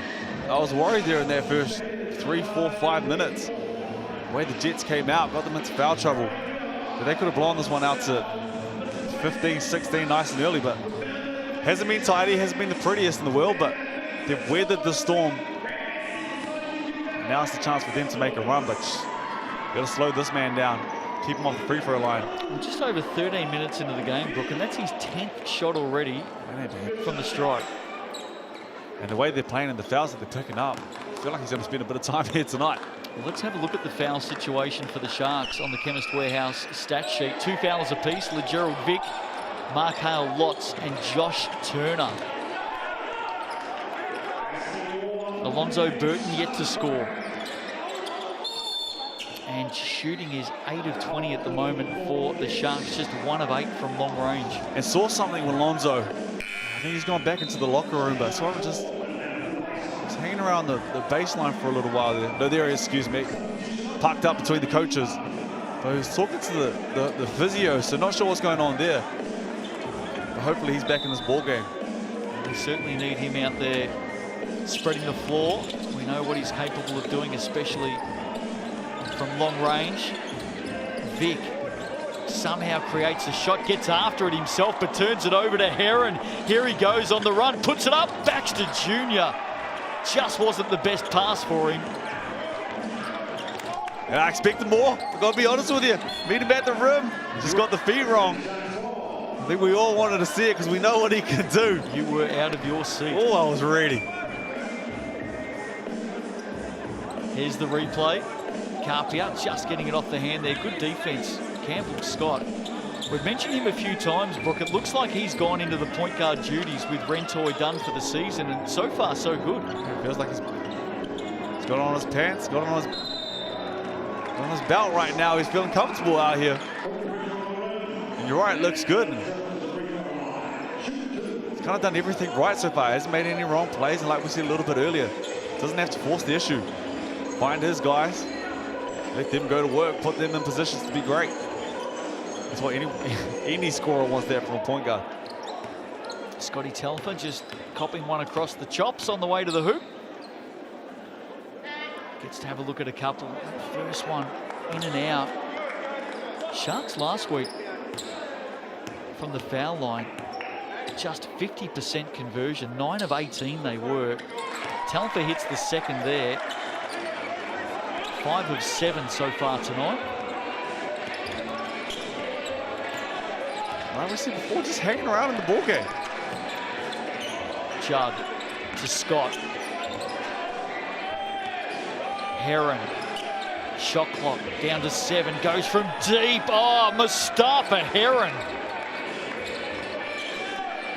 What a game from him tonight. Margin at 11. And Heron just continues to clock up the points. He's in the bag tonight. Doing a good job of getting to the free throw line. We said it before, already in double digits from the free throw line. That time from deep. Just playing with a world of confidence. Another turnover for the Sharks. Their 5th of the game. Firing away again. Heron, this time short. And Sharks at the moment, Josh Turner and Markan Lotz both sitting down. Alonzo Burton sitting down. So Coach Guy Malloy really looking to try and bring some energy, just get a spark. McRae can't finish. Harrison, the big fella, comes down with the rebound. And getting up, there he is, Mustafa Heron on the run. Transition basketball from the Jets. That's what we talked about. Tyrell Harrison cleans it up. They get out and run. And Mustafa Heron on the rim, playing with confidence. I have to play Ocean Alley behind it if you're listening on TikTok right now. 14 for him. Telfer on the turn, misses everything. McRae underneath. Well, young Carpia did very well to keep that alive then. And it's always the hardest one to rebound as an air ball. But you're right, stayed in the fight. Found his big man. Still an 11-point ball game. It feels like it's more. Feels like it's 20. Judd reaching in, Ben Hall. Now Ben Hall has a nice big patch on his left cheek. You may see that white patch as he's running around. You can just see him in the background there, Ben Hall. And the reason for the plaster work on that left cheek at training during the week, ran straight into a Callum McRae elbow. The elbow's fine, by the way. 5 stitches if you don't mind. I can tell you don't want to do that. That's my first piece of advice. Oh, Tyrell. Harrison puts it down for another 2. Nifty footwork with the handles. GJ Gardner-Holmes replay. Have a look at this. And just showing why he's a starter in the ANBL. Starts in front of the likes of Aaron Baines, who's been in the NBA with Brisbane. Had another big year with the Bullets. Boy, is he showing his class out here tonight. Like I said, get out the checkbook. Make sure he can stay with the Jets. Give him a key to the city. Come on. 9.7 rebounds for Tyrell Harrison. He's only got 7? At the moment, give him some space. Had 24 last week. The Gerald Vick pass, not good. Judd picks it up, goes down, Liam Judd. Oh, how about that? Wow. Have a look at this, Brooke Roscoe. Get the mullet out in transition. Got me out of my seat, didn't see it coming. I knew he was athletic. Takes off 1 foot from just inside the paint. Can't turn the ball over against this team. They're too athletic. Liam Judd. That is the highlight of the night. Even Troy Baxter Jr., the Tallahassee Tomahawk himself, went over and said, young man. Looking like Dylan Watini-Zelezniak out there as he's flying with the mullet going. Well, the Sharks have some serious work to do. Liam Judd, warn me before you do that. Well, that's on the stat sheet with thanks to Chemist Warehouse, that one tonight. That is one of the most ferocious dunks of the season thus far. And I always love after you have a huge dunk like that, they call a timeout. It's kind of like it just didn't even happen. All right, boys, let's lock back in. Big dunk. Starts on the defensive end, though. They get another turnover, sloppy turnover once again from Southland Sharks, and it's killing them right now. Just 8 points so far in this quarter. But the turnovers are killing the Sharks right now, and the Jets making them pay. Had a question come through from our viewers on Sky Sport TikTok tonight. Mustafa Heron, of course, who's starring so far this evening. MVP. I know we're only round 2. MVP candidate this season. Oh, candidate? You can definitely say candidate. It's an early call. Very early call. In order to be candidate, the team needs to be there or thereabouts. Keep Tyrell Harrison, they can both fight for it, but if they can win, you can definitely put him down as a candidate, especially going to play like this. Well, they're looking good at the moment. Lots back onto the floor. Sharks needed that margin at 13. And a foul there on the inbound against Andrew Wheeler. And guess what? That's going to send the Jets the length of the floor. Here's Lots on the replay. That's a nice finish. That's their best offense right now. Go to Lots on the block. Quick move there on Tyrell Harrison. Doesn't allow the defense to double. Believe it or not, Campbell Scott, that's his first shot of the night. That's how focused he's been on looking after the team as the point guard this evening. He's making all the right plays. We'll continue to say it until he doesn't. But making all the right plays, making everyone better on his team. He's directing traffic the right way. I mentioned some big news for TikTok earlier on, Brooke. World First coming up on Saturday, April the 13th. A first final ever played on TikTok, and it's our very own Super Rugby Opiki.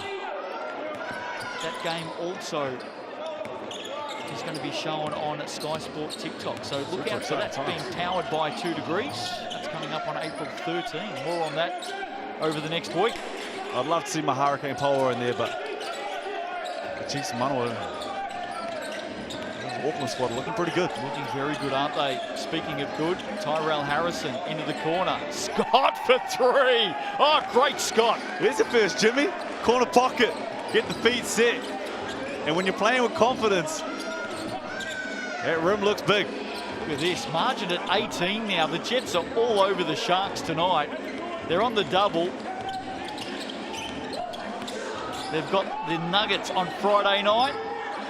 Heron just wide open. Guy Malloy, what will he be thinking at the moment? Get the ball to this man right here. Defensive end, we need to tidy it up. Offensive end, we need to look after the ball.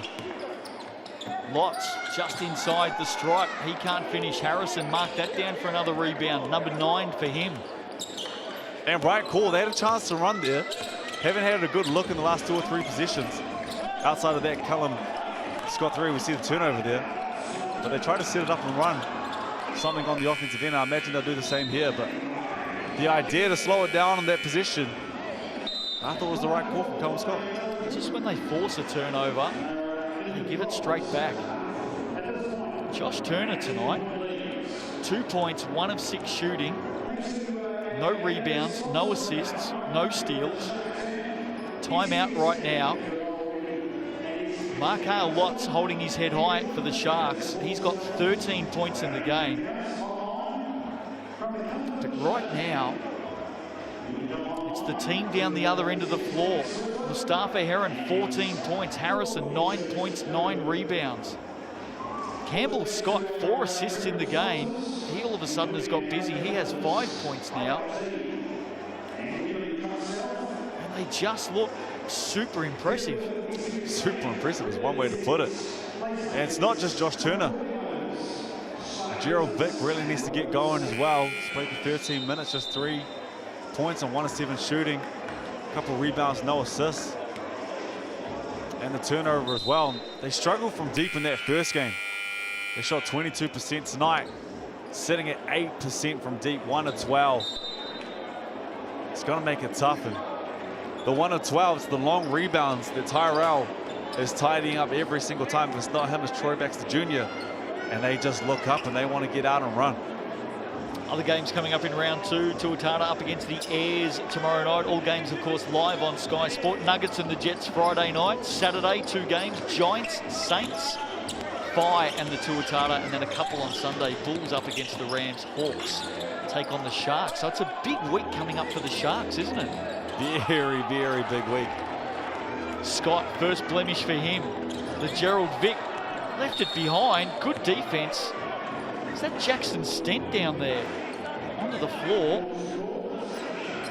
And the big fella defensively, it is. Good hand in the end. And though it's one-way traffic at the moment, there's no 2 ways about it. This next minute and 38 is big for the Sharks team. Can they chip it away? Can they get it to 12? Can they get it to 10? And just give yourself a little bit of confidence going into halftime and come back a brand new team. But you also don't want to allow, as we see Vic have a dance. That's how you do it. You start, chip away at it.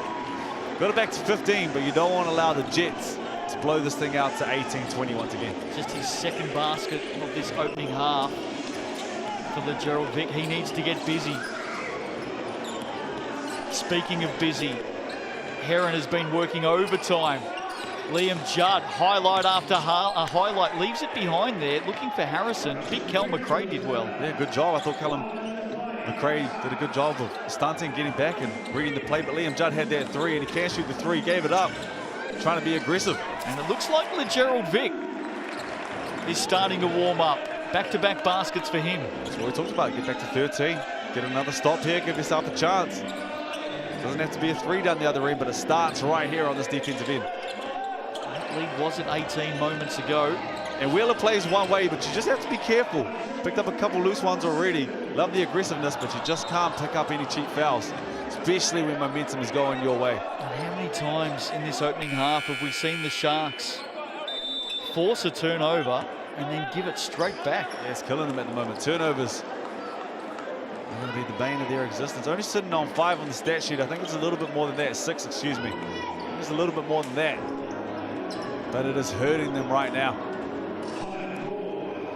But since their last time out, it's been a good couple minutes. Of course, both teams still have their player timeout as well. We'll see if that comes into effect over the closing 30-odd seconds of this opening half. Troy Baxter Jr., there he is in new colours. Of course, played for the championship-winning Rams last season.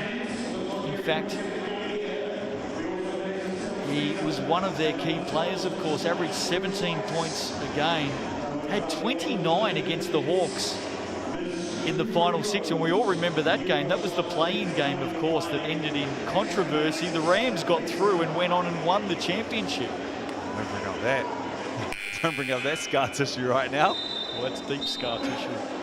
One promising sign right now for the Jets, on top of already having the 13-point lead, is, speaking of Troy Baxter Jr., he's been aggressive, but just hasn't really got it going so far. He's 1 of 7, sitting on 4 points after the free throw line as well. But if he was rolling as well, who knows what this lead will be. So, yes, they have a 13-point lead, still a couple of things to work on, but you have to be hopeful to think that one of your main guys, Troy Baxter Jr., still hasn't really got going.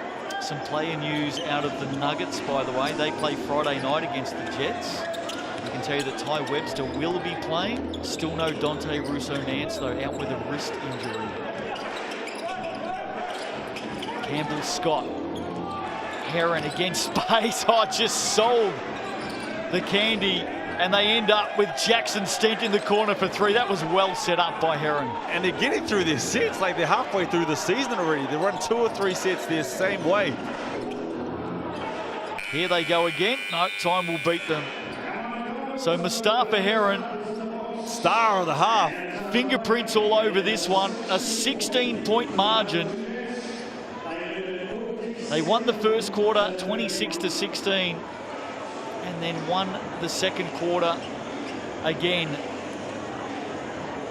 by 21-15. They lead this one at the half by 16. All of the stats with thanks to Chemist Warehouse coming up right after the break. Wednesday night hoops in the NZNBL round 2 is underway. Hope you're enjoying it.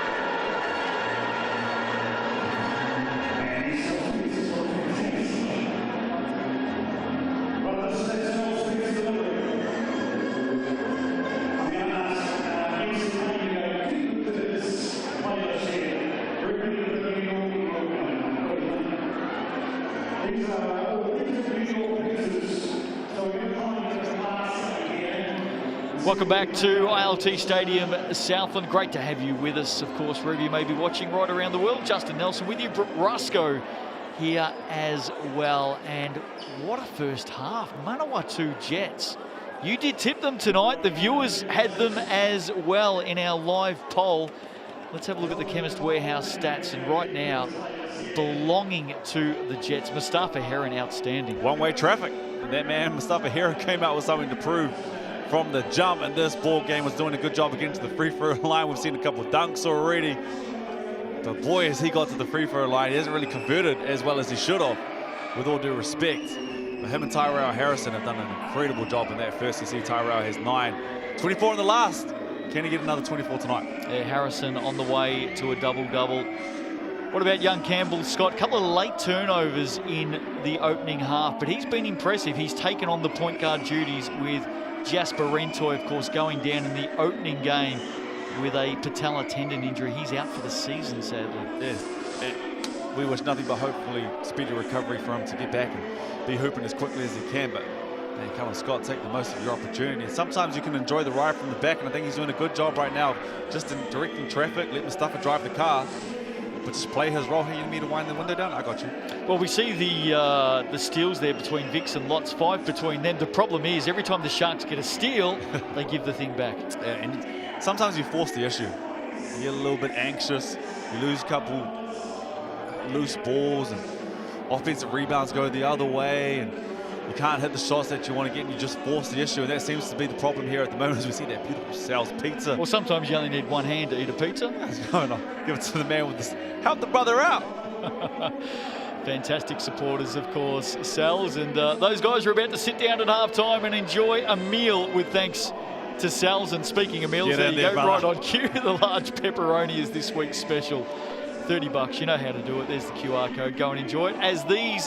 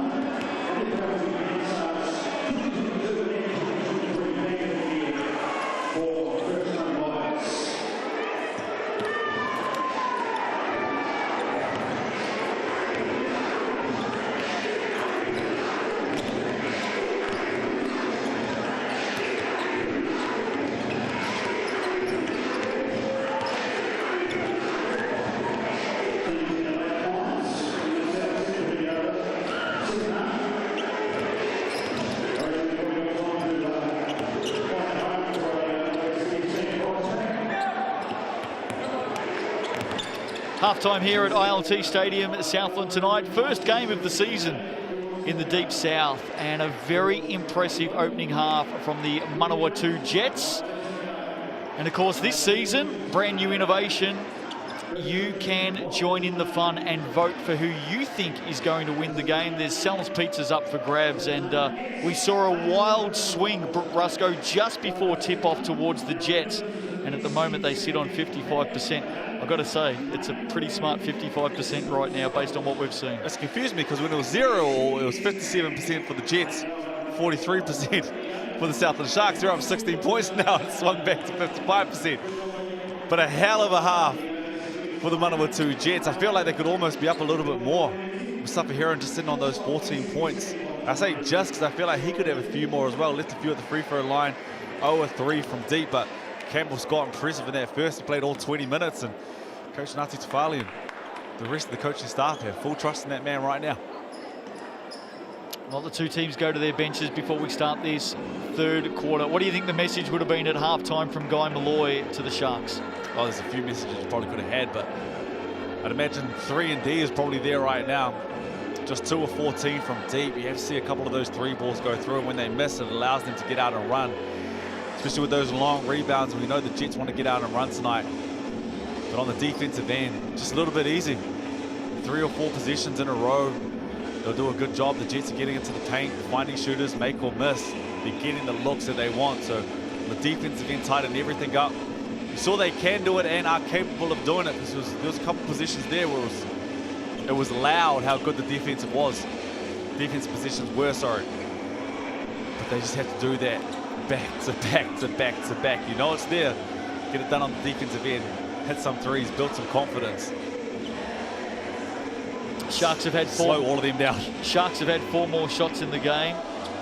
They're going at a 36% clip. The Jets at 55%. And they lead the rebounds 21-17. Looking ahead, of course, the Sharks still have the Hawks to play in Hawke's Bay on Sunday night.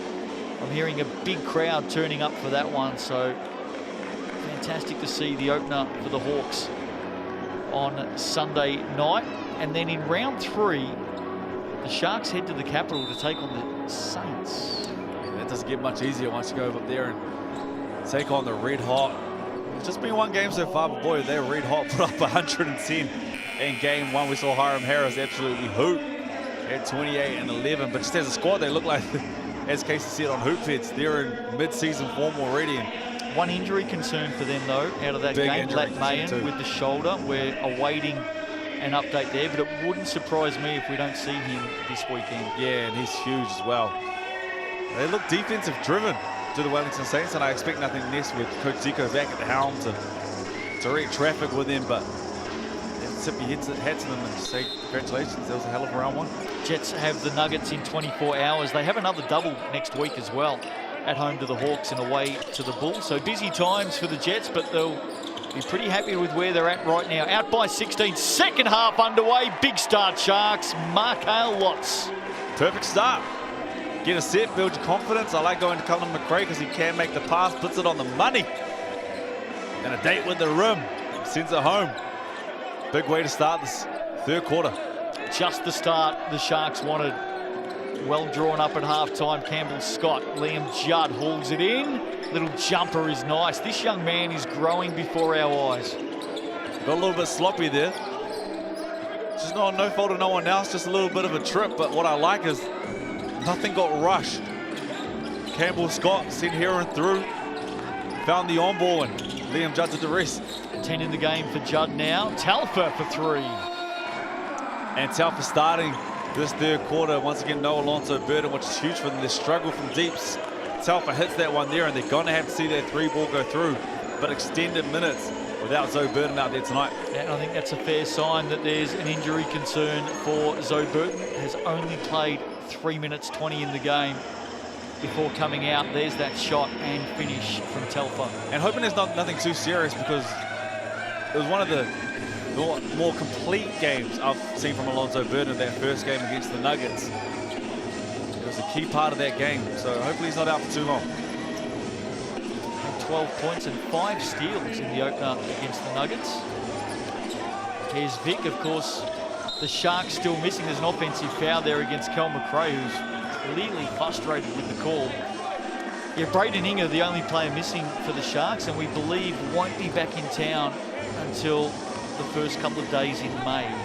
Yeah, that's a tough one right there as well. I didn't see any issue with that screen. Feet were set, didn't pop the hip, didn't lower the shoulder. That's on the defense to get over that screen. Hard done by there, Callum McRae on that screen. Second foul for McRae. Heron, star of the show in the opening half. They set it up well. Harrison is fouled by McRae. That's his third. A couple in quick succession for him. And just the cross screen, just an easy setup there for the Jets. And a few things you can do there, bump the screener as well, but Scott Telford just come up into, and maybe it's just how they're defending here, but he just had way too much space there. Could pick them apart, put more pressure on the ball, make that pass tougher. Maybe he doesn't see it and get it through so easily. Harrison now up to 10 in the game. Keep an eye on the rebound count as well. At one stage, Brooke Rusco declared tonight that he was headed for about 50. Well, that's when you have 4 rebounds in the space of 2 minutes. Really slowed down after that. Hey, there's still, what's that? There's still 18 minutes to go. He might get it. Certainly make a little bit of news if he did. Vic to the corner, young man. Good basket there for Matariki Kapia. They need a bit more of that, and they're going to get it back here. Turnover against the Jets. Haven't seen them make too many mistakes tonight. Here's the last basket. Kapia from the wing. And great decision making there from Vic. The shot looks good from Kapia, but that's just on Campbell Scott. Over help, didn't need to commit. Had Tyrell Harrison there at the rim to protect Vic. Over help. He found a shooter. Believe it or not, with a chance to score here, he can bring it back to single digits. Quite remarkable. Nifty work. Up over the top and in. Oh, LeGerald Vic. Huge basket. He'll head to the line, and they've got a chance to bring it back to 9. Allow me to have this dance. Put him on skates. Finish through contact, and we know we can do it. And sometimes they get rushed. Sometimes with the Sharks team, maybe just going ISO ball, slow everything down, and allow their impulse to play. Might be their best option. Misses that one. But a capable ball handler gets to the rim. Hopefully we see more of that. 10 in the game for the Jayhawk. Loose ball, here he goes again, LeGerald Vic. Fingerprints all over the last 30 and some change. And one, misses a free throw. But tidies up the loose ball, gets out in transition, cocks it back, not all the way back. But just a little some at the rim, and it's an 8-point ball game. And that's his 4th steal of the game as well. So all of a sudden, LeGerald Vic, who was to be a Jet in 2023, is starting to make his presence felt. He took flight on that last one. Lots of highlights in this game. Don't forget the Sellers NBL highlight show every Tuesday night, and I've got a feeling that we'll be watching a little bit, just a little bit of Liam Judd. Huge dunk in the opening half. What a highlight that was. Big air points for that, he got up so high. Just showed off that athleticism. We briefly talked about how athletic he is in the first, but he proved that with a big dunk. And as soon as we see Alonzo Burden there, you see the ice pack on the back of that hammy. Yeah, that's not a good sign. Not a good sign at all. Walking around. Hopefully it's nothing too serious. Hamstrings. Especially as you get older, Father Time's undefeated.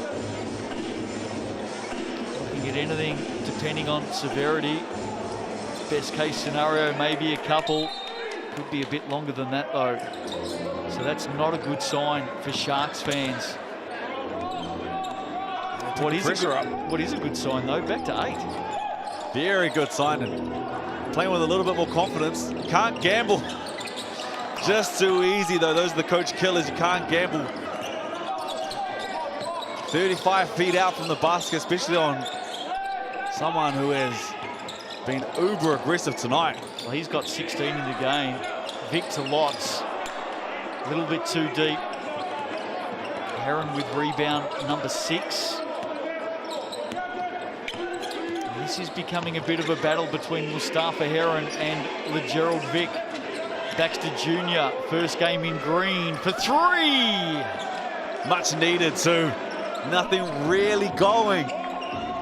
He struggled from deep all night. Makes that one look easy. 7 for him.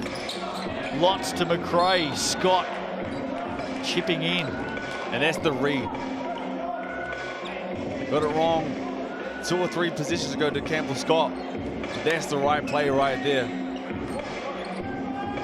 Calculated gamble is what you call it. Made the right call, just didn't come up with it. Been really impressed with him tonight, Campbell Scott.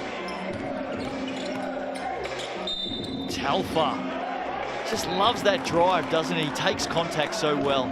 Strong with the right hand as well. Be on the scout, you have to force him left. They've got that slow motion YMCA type of game. Nothing really going. Creates the contact. Definite foul there. Gets back to the line, but slows everything down once again.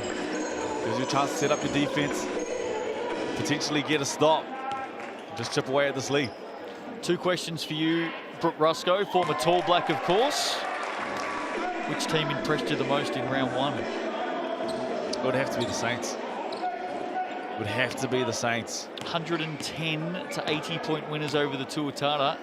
Correct me if I'm wrong, you were tipping the Tuatara by 20. I was tipping them by 30, if I'm to be honest with you. I don't think the Saints... So you were 60 points out. I was... Oh, wow. And I'm glad that I was wrong, because I was impressed with the Saints. Very good, weren't they? Lots with the steal. May finish it off, he does. 2 off the glass. What about player? Most impressive player for you in round 1? Oh, there's a few you could pick from. Speaking of the Saints, Hiram Harris is hard to go past. Sam Froling was huge. I'd probably have to lock in those 2. You just see the class that they come with from the ANBL. What about this man? I would give it to him, but they lost. That was the only thing that really had me going, but he was extremely impressive. But I would have to lock in either Hiram Harris or Sam Froling in there first. I think you've nailed it. Margin at 9 here is big. Tyrell proving you wrong. Hey man, don't do that to me right now. Tyrell, I was just talking about you. But uses that foot speed, gets back to his right, his strong hand, pushes his lead back out past double digits. 13 in the game. Vic with the miss. Heron rebound number 7. He's just slowing down a little bit here at the moment, midway through the 3rd. Troy Baxter Jr. getting up. Lots another rebound. He's starting to get busy now. Can they score here, the Sharks? Carpia, the young man, ball on the floor. Nice little pass, handing it off. Good decision making as well. Did a good job. Just seems to be making the right plays. We talked about this. Is comfortable out there. He's comfortable in round 1. Hit the 3 before. His stroke looks good. That time gets to the left. Draws all the defense. Telfer right spot, right time. And I think with the game just slowing down a bit, it actually suits the Sharks. Judd with the miss. Oh, shoot, it suits the Sharks in more ways than one. But in transition, I think is the best place for it. McRae inside, smart pass. Unable to finish, but drawing the foul. LeGerald Vic. And back to the line to make this what could potentially be 7-point ball game on this first one. And once again, it's just hanging around at the moment. Look much better in this 3rd, led by this man right here. I think he needs to have the ball in his hands a little bit more. Let Lots get going too. Just chipping away. It's an 8-1 right now, and next this one is back to 7. Out of Memphis, Tennessee. 117 games with the Kansas Jayhawks. 1,100 points through his collegiate career, with one of the most prestigious schools, mind you. And so you know he's proven. The pedigree is there. And I think we're seeing it right now. This last 5 minutes has had his name all over this ball game. Played at the Final Four in 2018. Mustafa Heron with the miss, loose ball. They go to work again, the Jets. Through Big Tyrell. Clash of the big men. Callum McRae wins the latest battle. Back come the Sharks through Lots. And this is where I think they need to go back to Vic. Hard to believe they're within 7. Telfer. He goes to town. That scoop It's becoming his trademark. Adds another 2. We're back at 5. You got to love it from him. Forces the issue, but once again, back to the right. As Baxter Jr. misses the 3, it's a 5-point ball game. We're going the other way. But Telford back to the right. You got to keep him off it. He'll be on the scout. Force him to that left. Can the Sharks reduce this margin even further? 3.5 to play in the third.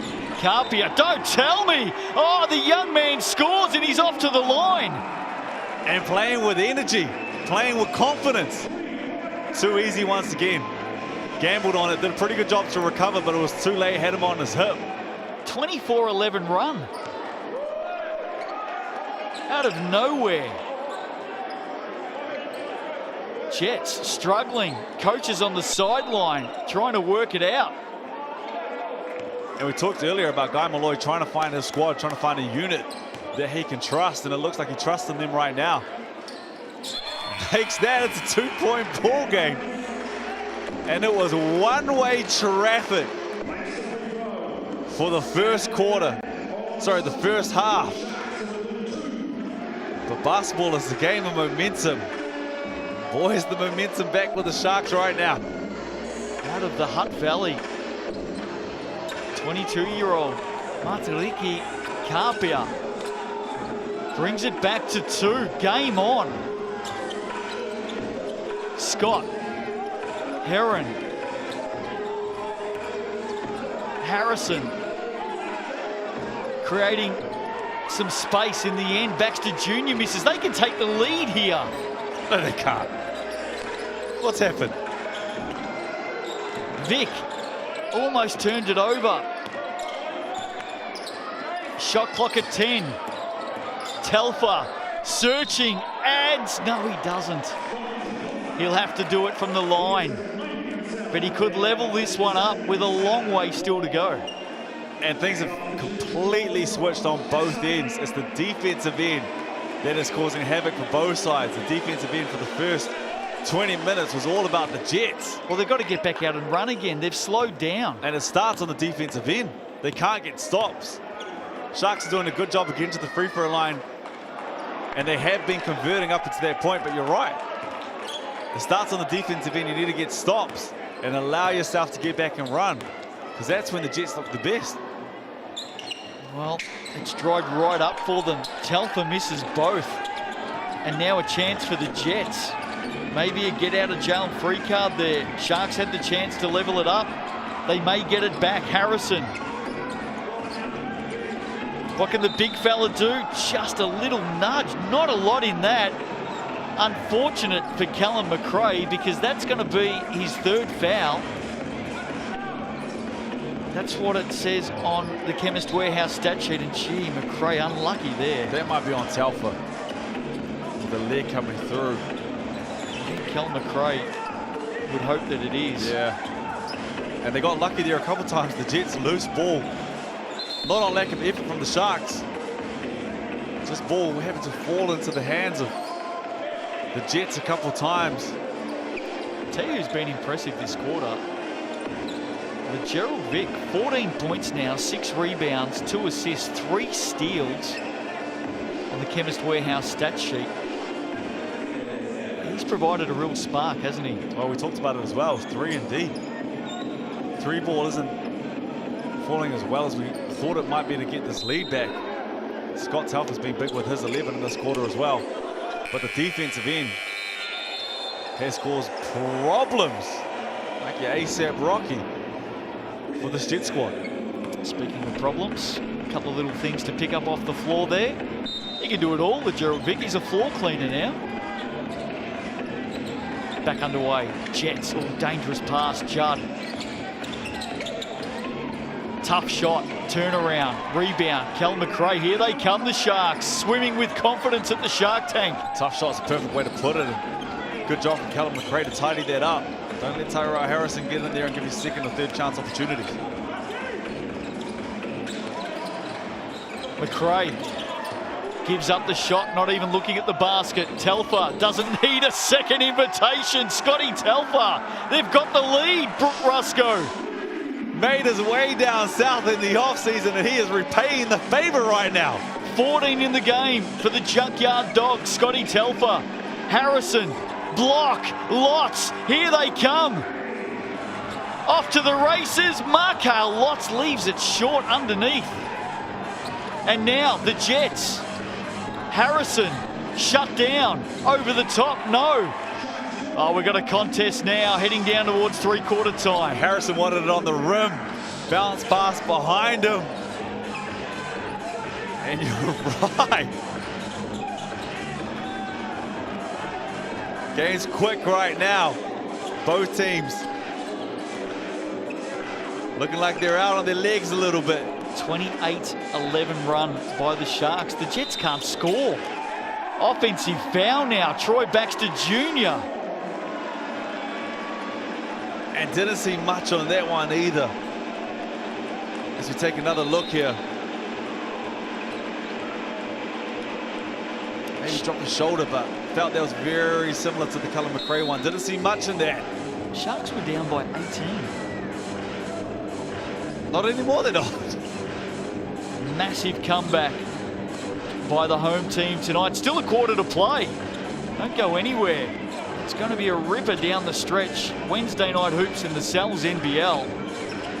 And interesting, Lotz is off. Can't imagine he'll be off for very long. Oh, get him back on. 17 in the game for him. Expect a big last quarter. McRae this time turns and shoots. Back of the iron. Crate rebound. Vic needs the ball on that position. Nothing really going. Got to get the ball on. Corner. Scott, yes. Just what the Jets needed. And they make you pay for it. Gets the ball straight away on this one, but didn't touch the ball at all the last possession. When there's nothing going, you have to go and find them. Jets back up by 2. Vic has been impressive in the third. Again, fancy work. Can't put it away. Judd with the rebound. Jets to settle. Chance to close this quarter out. Build some momentum back. They brought the lead back to 2, the Jets. And I imagine it'll be in this man's hands to close out this ball game. As I said, they were up by 18. Scott back-to-back threes. No, leaves it short. Judd rebound. Buzzer sounds though. And ladies and gentlemen, we're going to gain. Boy, do we have a game. We didn't, and now we do. Jets by 2. A quarter to play. Grab a hot drink. Don't go away. We are headed for a big, big finish tonight in the Deep South. Back after the break.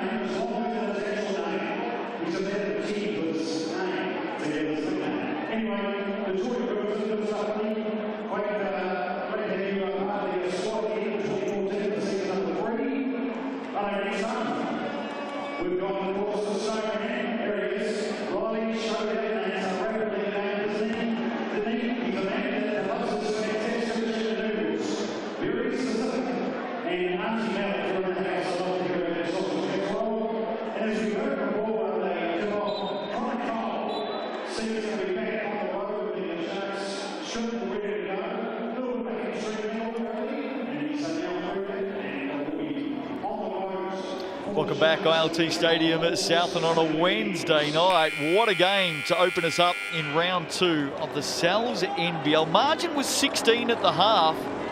The Sharks actually took the lead in that third quarter. We've got a 2-point ball game. Brooke Rusco, game on. Yeah, 28-14. points to the Sharks in that third quarter, and they pulled this one back. And I don't know what they had at halftime or what Guy Malloy said. Maybe they had that Space Jam special water. Whatever it was, it worked. And if they can win, they can celebrate with that large pepperoni pizza themselves. No Alonzo Burton either. Out after 3 minutes in the game. Hamstring injury. Both teams on the double in round 2. This is so important. Looking for their first win of the season. Who is going to get the first dash in the win column? Gerald Vick with the block. He was the star player in that third quarter. Lots for 3, look out. Too deep. They get out and run. Worked wonders for them in that first half. You see them instantly try and push the pace. Start this fourth quarter. Harrison, Scott did well. Corner, Crate 3. Oh, the young Jets players just come up with answers. And absolutely fearless. Gets blocked on the last 3. The kid's 17. Comes back down and hits the 3, and they force the turnover. It's a 5-point ball game. But you got to appreciate the courage to just jack that bad boy up in his buckets. Tell you who we haven't seen a lot of tonight. Only played 23 minutes last week. Has only played 13 and a half tonight. Josh Turner. Yeah, 1 of 6 from the field.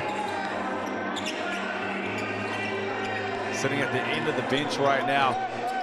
Not sure that there's any injury worries there. So clearly not a big part of the Sharks rotation right now. Heron goes back to his left. Ball out to Judd. Oh, happy feet.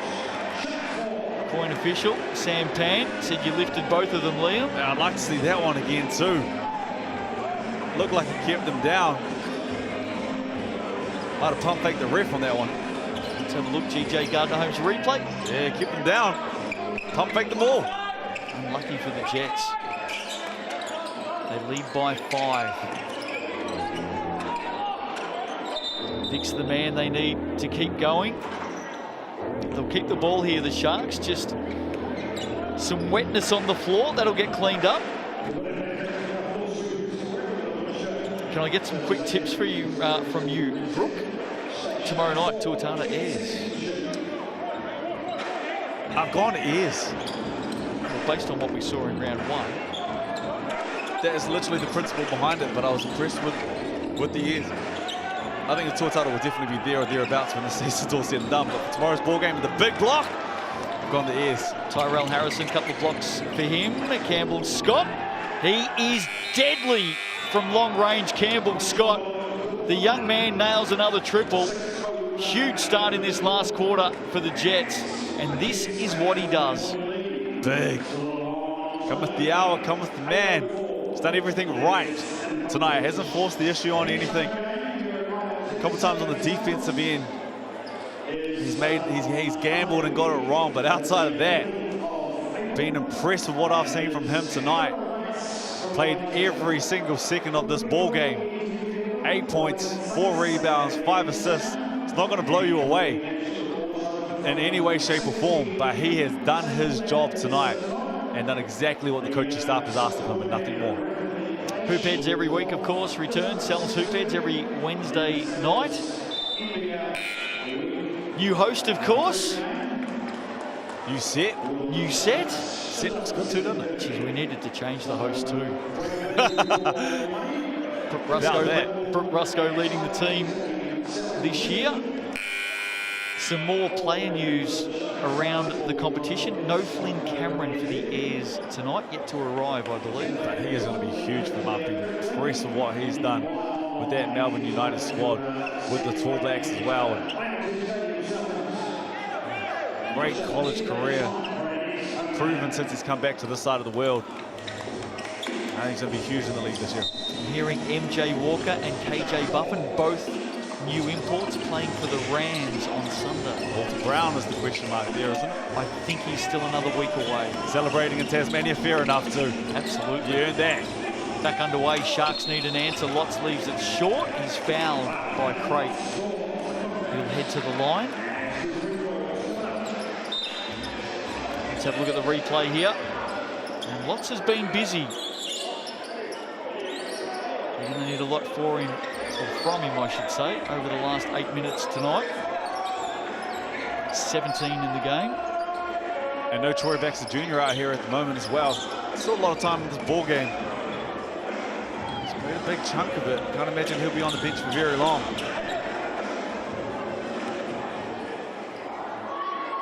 As we see Lots get back to the free throw line. Need these two. Short on the first one. Just to keep the scoreboard ticking over. Stay within reach right now. Touch all four corners of the room. Somehow found a way. So margin at 7. Still a long way to go in this game.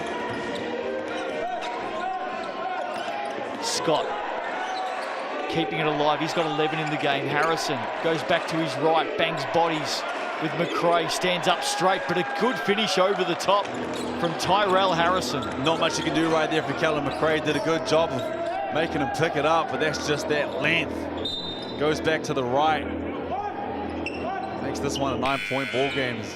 Another wet spot. Oh, the ball's wet. 15 points, 11 rebounds tonight for Harrison. 3 blocks as well. And you're right, I can't imagine Turner's going to be having much more of an impact in this ball game as Carpia finds a way back in for Andrew Wheeler. Well, I don't think it's an injury for Josh Turner. Lots of experience, 32 years of age. He's played right around the world. Oh, another block. That's the 4th for Tyrell Harrison. Heron, Judd left it behind. Corner ball. Heron now, Telfer in front of him, ball on the floor. Oh, getting up big, Mustafa Heron. Maybe a block there for McRae. Just looked like he got a fingertip on it. I did not see that coming. He can get up, Mustafa Heron. Vic, Lots, big shot there for the Sharks. Jets have just steadied, haven't they? Steadied well too. Travel called against Tyrell Harrison. A funny angle from this one, but I thought that was the right call. As we take another look right here. Yeah, he got it right. Just move that pivot foot. That big body of Callum McRae forced the issue. Coin officials all over it. It's margin at 9. Sharks just need something to drop here. They came from 18 down, got the lead by 1.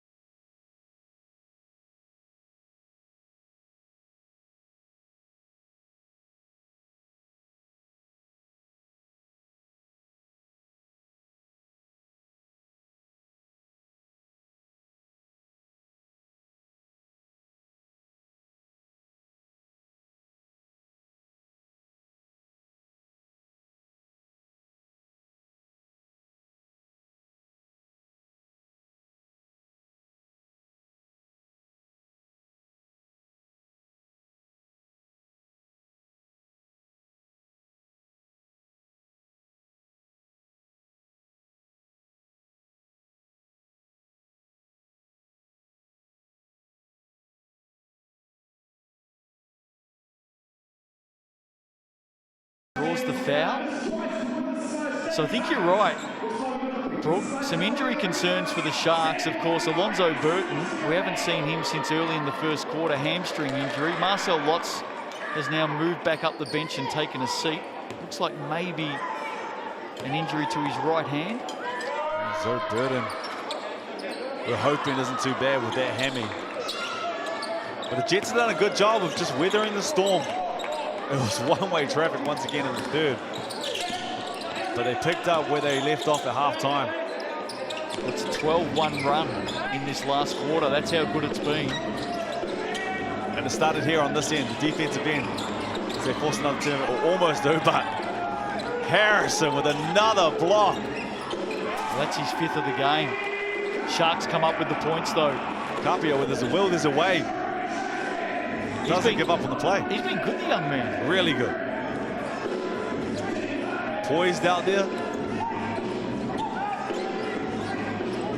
Here's Baxter Jr. Margin at 11. And for the Jets, no Heron out here at the moment as well. Harrison just steps through the gap, the big man, nimble feet. It could have been much better for them. Worked off 22 seconds of the shot clock. And get a wide open layup. Baxter Jr. makes the right play. They double. Too big. He can be a ballerina. Too nimble. Timeout called. Found space where there was none. Got his feet right on that one. Stepped through. Another big game tonight from Tyrell Harrison. From all reports, on a 4-game contract. Now, you need to play 5 to qualify for finals. Surely you bring him back at some stage. You would have thought so. Interesting one right here. As they sub Tyrell Harrison out with 4 minutes to go. This isn't a given. This ball game ain't over. To have him stepping out of the ball game, but the confidence that they have in the squad is showing. We've seen plenty of imports come and go quickly, Brooke. I'm going to put the hard word on you here. We've spoken about him, Josh Turner. If anything, after watching the first game and the second game, minutes alone, body language that I'm seeing on the bench as well,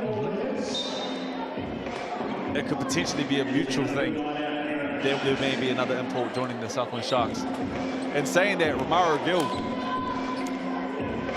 last couple of years, was a great team player. Didn't necessarily have the stats that we would have expected. So maybe they'll see it out and something will happen with Josh Turner, and I hope it does, because you can tell he's a good player. But just at the moment, it's looking pretty tough. And we're just hypothesising, of course. We don't know if there's a niggle or an injury, but we haven't seen a lot of him tonight. Sharks need something very special to happen very quickly.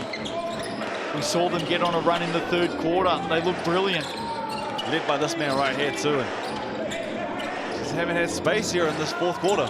Telfer, Baxter Jr. with a block. Sharks just not moving the ball enough right now. 4 minutes to play. Heron dominated the opening half. Scott, big baskets in the 3rd quarter. And had a thought on Tyrell Harrison being subbed out with 4 minutes to go. It's a 13-point ball game. Maybe it's on the potential that as Campbell Scott gets the 3 up, that he may only be here for 4 games. So what do we do late in games when he's not here? We need to be able to weather those storms and give other guys opportunities late in the game. He's also got a date with Big Jack Andrew on Friday night. Let's not forget that. The Nuggets are sitting and waiting for the Jets. Halfway down, Telfer, McRae, back to the basket, draws the foul. Mustafa Heron accepts the call. And you see the missing presence of Tyrell Harrison there instantly. Mustafa Heron fights as well as he can. The big body of Callum McRae takes up the foul, gets back to the line, stops the clock. There's everything you want for the Sharks right now. The big man battle tonight. Tyrell Harrison, 17 points at 63%, 13 rebounds and 5 blocks. Callum McRae, 6 points, 8 rebounds. All of the stats with thanks to Chemist Warehouse, makes the 2nd. And always going to be a tall order against Tyrell. Tall black, as we said, starting centre for the Brisbane Bullets in the NZNBL, proven. But a good challenge for Callum McRae. How old do you think Tyrell Harrison is? Because it feels like we've been talking about him, seeing him for years. How old do you think he is? 24. 24 years of age. Heron for 3. Chitty chitty bang bang. It's been his night tonight. They needed that three as well. He struggled from deep all night long. But when it matters the most, connects from deep, and they get the stop. That's his first three. 1 of 5 from deep tonight from Mustafa Heron. 19 in the game. And it feels like more, just the way he's played, he's been super aggressive. Forced the issue. Baxter Jr. wants to get in on the party. And one thing I love about Baxter Jr. is a shot, but one thing that is his gift and his curse, because you know how athletic he is. And sometimes I feel like he settles. Extremely capable shooter from deep. We saw it multiple times last year, but there is nobody that can compete with him on the rim. Lots underneath the two. Sharks won the third quarter, 28-14. It's a 20-7 run by the Jets in the last. Back-to-back threes have been huge as well from both imports. And they go back to them right now with Heron. Scott through traffic. Rafael outside, draws contact. And he did some nice things in the opening half tonight. And in the Rapid League as well. Good job here with the up fake, gets to the rim. Not much going there. Gets back to the free throw line. Scoring the Sky Broadband Rapid League earlier tonight, by the way. Sharks 43-26 win over the Jets. Boy, they look good in the Rapid League. Had a 30-point opening half in that game. Of course, brand new innovation that we're seeing rolled out in the men's competition for the first time. 4x4 minute quarters. For everybody out there who wants to get along to a game this season, I suggest you arrive an hour earlier than normal, because you get to see a lot more hoops and every player in action, of course. The real twist on the innovation is only the players coming off the bench in the Sal's NBL game can play in the Rapid League game. Quick question. Yes. Could you, technically, if I wanted to start Troy Baxter Jr. in the Rapid League and bring him off the bench after 2 seconds, could I do that? No, no imports can play in the Rapid League. It's an all Kiwi competition. Nice try, you crafty coach. Dying stages of this one here tonight. And the Jets have been most impressive. Got out to an 18-point lead. The Sharks tested them. In fact, came back and took the lead late in the third quarter. But as far as the fight goes, that was about it. Big third quarter. And we had ourselves a ball game, but you got to tip your hat to this Manawatū Jets team. 3 good quarters. First half was huge. Closed it out here in the fourth. We see Jackson Stent from deep. O-board's killed there. Heron's still out there. Stent can't control it. They're on the southern swing, of course, the Jets. And what a way to start. A win in Invercargill. Timeout here. 1:06 to play.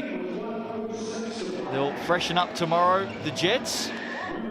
There's that pass. Jackson Stent unable to take it. And then, of course, they've got a showdown with the Nuggets on Friday night, who looked pretty good last week. They did, and one thing that's really going to help them is you welcome back the point guard for the Tall Blacks, point guard for the Perth Wildcats, the most confident player in the league, and rightfully so.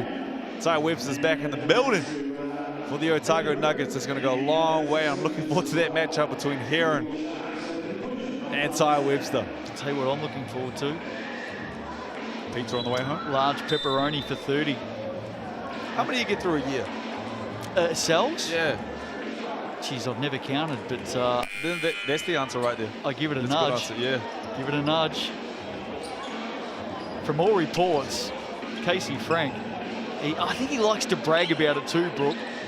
He reckons he can down 2 of those pepperonis, not 2 slices, 2 full pizzas in one sitting.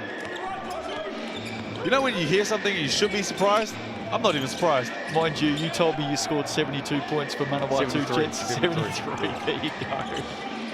Dying stages here.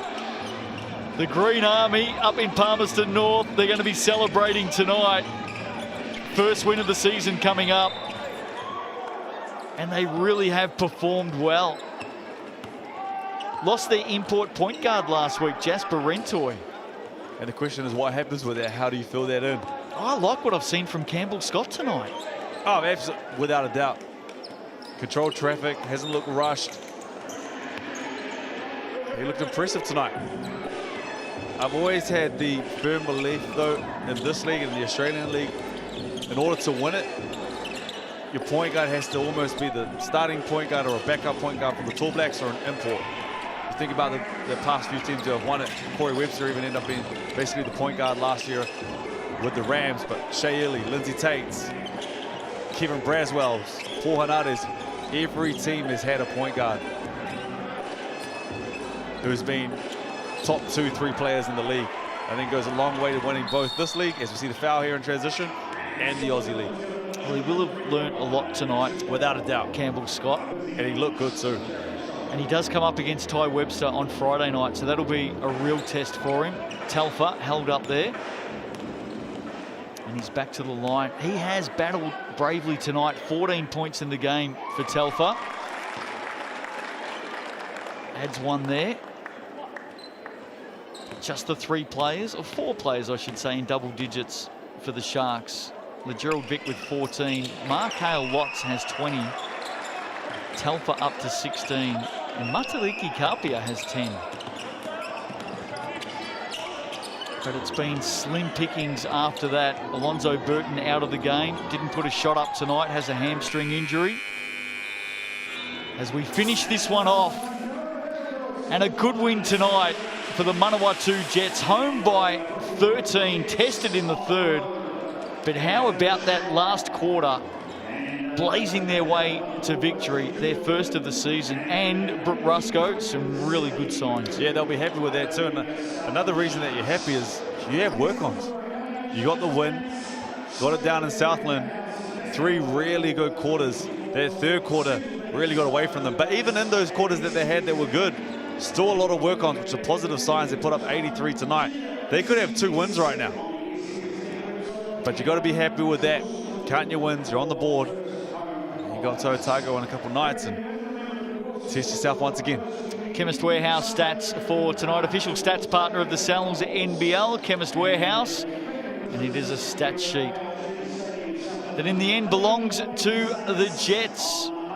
What about Mustafa Heron, especially in the first half tonight? Yeah, and he only ended up with 19, and I say only because I felt like he just had his fingerprints all over the ball game, but all starters had 10+ points, and to the rebounds, 13 rebounds. Tyrell Harrison was tidying everything up, but Campbell Scott, take a bow. Heck of a game, 8 assists, just controlled traffic, did everything right. And be very happy with the ball game that he played tonight. And look at those blocks. Played all 40 as well. He did. Look at those blocks, Tyrell Harrison. Talking about having your fingerprints all over the ball game. Tyrell Harrison. And it's not just the blocks that he had. He affects shots as well. So the ones that he doesn't have, he makes it tough on other people too. Chemist Warehouse stats tonight. Big win for the Jets. They're home by 13, 83-70 as they go through their warm down. What about this team? A quick comment from you, Brooke, on the Southland Sharks. Patchy. You see patches of what they can do, which is, once again, a promising sign for them. They brought this ball game back. There was a point where they were leading after being down 18. So they got a big one on Sunday night against the Hawks. You got to get that win. And once you get that monkey off the back, then you can really build that momentum. 0-2 start to the season for the Sharks. Tuatara and the Airs tomorrow night. Join us for that one. That'll be an absolute beauty. Friday night, Nuggets and the Jets. Can the Jets get the Southern double? And the early one on Saturday, the Giants up against the Saints. Saturday night, the Phi and the Tuatara. Sunday, the double, Bulls and the Rams, Hawks and the Sharks. On behalf of the team, hope you've enjoyed it tonight. We'll see you tomorrow for the Tuatara and the Airs.